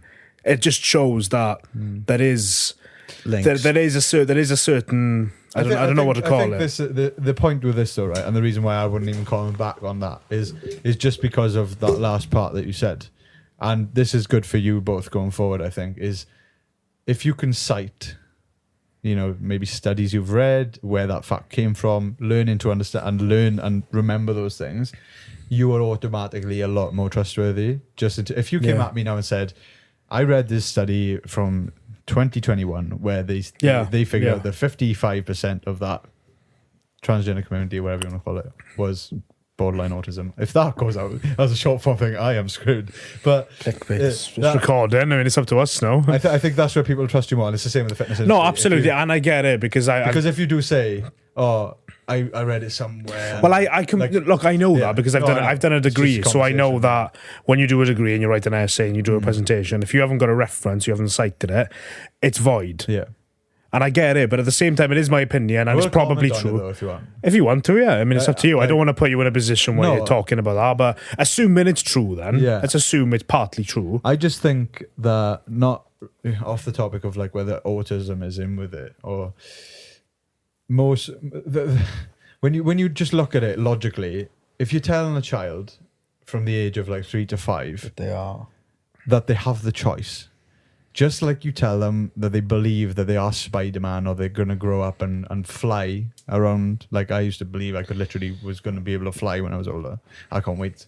Do you know what I mean? Fuck, I can't wait till I'm 17 and when I can start literally, flying. yeah, genuinely. And like, if at that point you haven't developed enough to understand that those things aren't possible or what reality really is. Yeah. And I think if you tell someone that you literally can and they are literally telling you now. There's that you so can- many videos. Mantras. Again, I can't cite it, but you've seen the TikToks of like drag queens going to schools and showing people showing kids how to twerk, and It's normalizing it. It's and I think it's normalizing that. Yeah. Personally, I my opinion is that is wrong.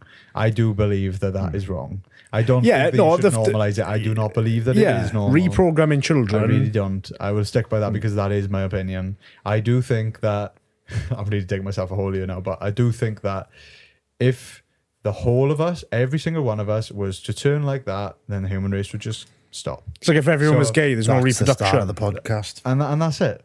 So you can't disagree with that part, really. I don't think. But that's my opinion anyway. So you can say that my opinion is wrong, but that is what I do believe. Well, a lot of people will, and that's what I'm saying. A lot of them are so utterly convinced that the far left. But they can disagree if they want to, And they will, that's and they fine. do. And I respect the Yeah. fact they disagree. Yeah. But don't. The biggest problem I have, if you really want to go there, is you're loving this, isn't you? The biggest problem I have is that people can't separate opinion and truth, and they get personally attacked when you disagree with their opinion because they hold it as part of them and who they are. Yeah. Whereas if you come to me with new information, which is what science does Which is what I've just over done, the years, yeah. and you say to me, look at this study we've just done, and I'm like so fixated on my opinion, but no, that's got to be wrong because I've believed this for This so is the long. far left. The far just left. dogmatic The far left Yeah. put feelings over facts, and they don't believe in the truth. It's sad though, because they put their feelings I've first. I have lost some friendships over it where I've disagreed with their opinion, and now the friendship you can tell is different because you disagree on something. Like just like a rugby game, you batter each other for 80 minutes. And then you can go for a pint afterwards and shake hands and be like, yeah, good. Same with a lot of, like, you watch a UFC fight, they like killing each other. And then friends you fight. afterwards. Yeah, because it's respect. But it should be the same with opinions on these matters that don't actually affect us, really. But it is going on in society, and you can feel passionate about it. But if someone's got a different opinion, just respect that, have a good debate, and someone probably wins. And then that's how you move forward. Someone's got to be right if it's a fact-based thing, which everything really is. Yeah. Someone's going to be right, and I get it. The only things that aren't factual is this is the thing. The only things that aren't factual is like religion or like what happens after death, isn't it? It's because too subjective. Because there's no proof. There's no proof. Like I believe that when we die, and that's it. And there's no fun thing that you can tell someone that's where you're going to end up. But you can't deny biology. It's just cool. You can't. You can't deny biology. Like, I actually am not against people transitioning gender. If they're an adult and they've made it with sound mind, and they've made that decision, I'll support you. But you got to know you're getting yourself into, and you got to know that this is kind of a permanent thing. You are going to damage your sort of cisgender hormones. But I don't like the when they're telling children about it. If my kid was in a school and they were teaching them about this the way that they seem to be in America, I'd go fucking nuts. Well, it's coming over here now. But I'd go absolutely nuts. It is happening. And you're not teaching my kid about that sort of stuff because they can play with. If I have a son, he can play with a pram and dolls if he wants to. I'm not going to stop that from happening. I'm not then going to go, my son's gay, put a dress on. Because that's what they're doing. That is literally what they're doing. There was a video. I don't care. I'll go for it. I mean, you clearly play a strategic game with your business, but I lose followers with this. Fuck it. Well, I'll bring us all fucking down. But, yeah. I'll bring us all down. I'll make a clip out of this. Well, this is why I didn't want to come on. Yeah. If you want to bring us all down, don't bring us all down. Bring yourself down. Not No, us. Yeah, but I don't. We'll sink the ship. But I mean, again, people are going to disagree, and that's kind of the point we're making. I have a strong view on it. I'm not an ass, so I don't hate women. I don't hate trans people. That's a lot That's of the. Alex's opinion. But this is what I mean. This is a lot of the conclusions people. is an arsehole. This is the conclusions people are going to come to. Yeah. Alex and Llew hate trans people because they have an opinion that mildly disagrees with the whole community. Yeah. No, I know. And it's a mild disagreement on your part. It's a slightly more passionate disagreement or opinion on my part. We're going to leave it there because we're 3 hours in now. It's That's a about brilliant 4:15. point to leave it on for everyone to remember. I know. Nothing about. Don't forget everything about PB and Llew's mindset and the value he's given you. Just remember that. Comment below if you want to see part 3 on controversial topics. Oh my God, But imagine that. on a serious note, though, Llew, Yeah, on a serious note, thank you. because we haven't been serious at all. Well, not for the last. Well, No. it's been quite serious, but I just want to say thank you for your time, my friend. No, I appreciate it a and, lot. Really appreciate you coming on as well for part number 2. Giving us some of your very, very important work day. I enjoy these things. Like these that give me a boost in energy and like Same. motivation. I'm ready. Like I'm ready to get to work after this. Yeah, So. it does 100%. Conversations are one of my favorite things to do when Mm-hmm. it's actually deep and meaningful. Definitely. I reckon you start your own podcast at some point, see. Yeah, but like I said to you both on the first time I came on, I said I respect you both for doing it. Like I'd love to do it, but I feel like again, it would have to be worth the rate of investment of time. And Yeah. Well, I you feel like- you invest in our services, and we can do a podcast for you.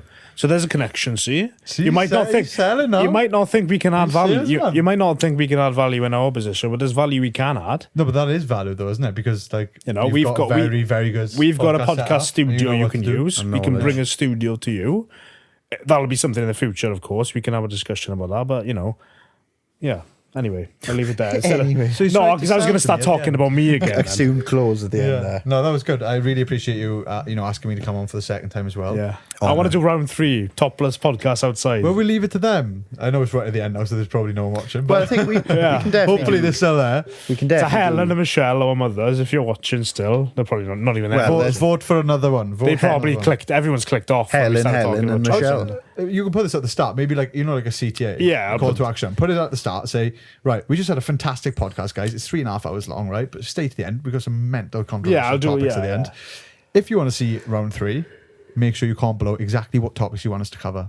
Thank you. Click the follow button, and I'll see you soon. Yes. So that's it. That's done then. Yeah. Yeah. Thanks for watching. Goodbye. Cheers. Oh, we didn't click record. oh, imagine. Oh, mate, imagine that. Quick break, guys.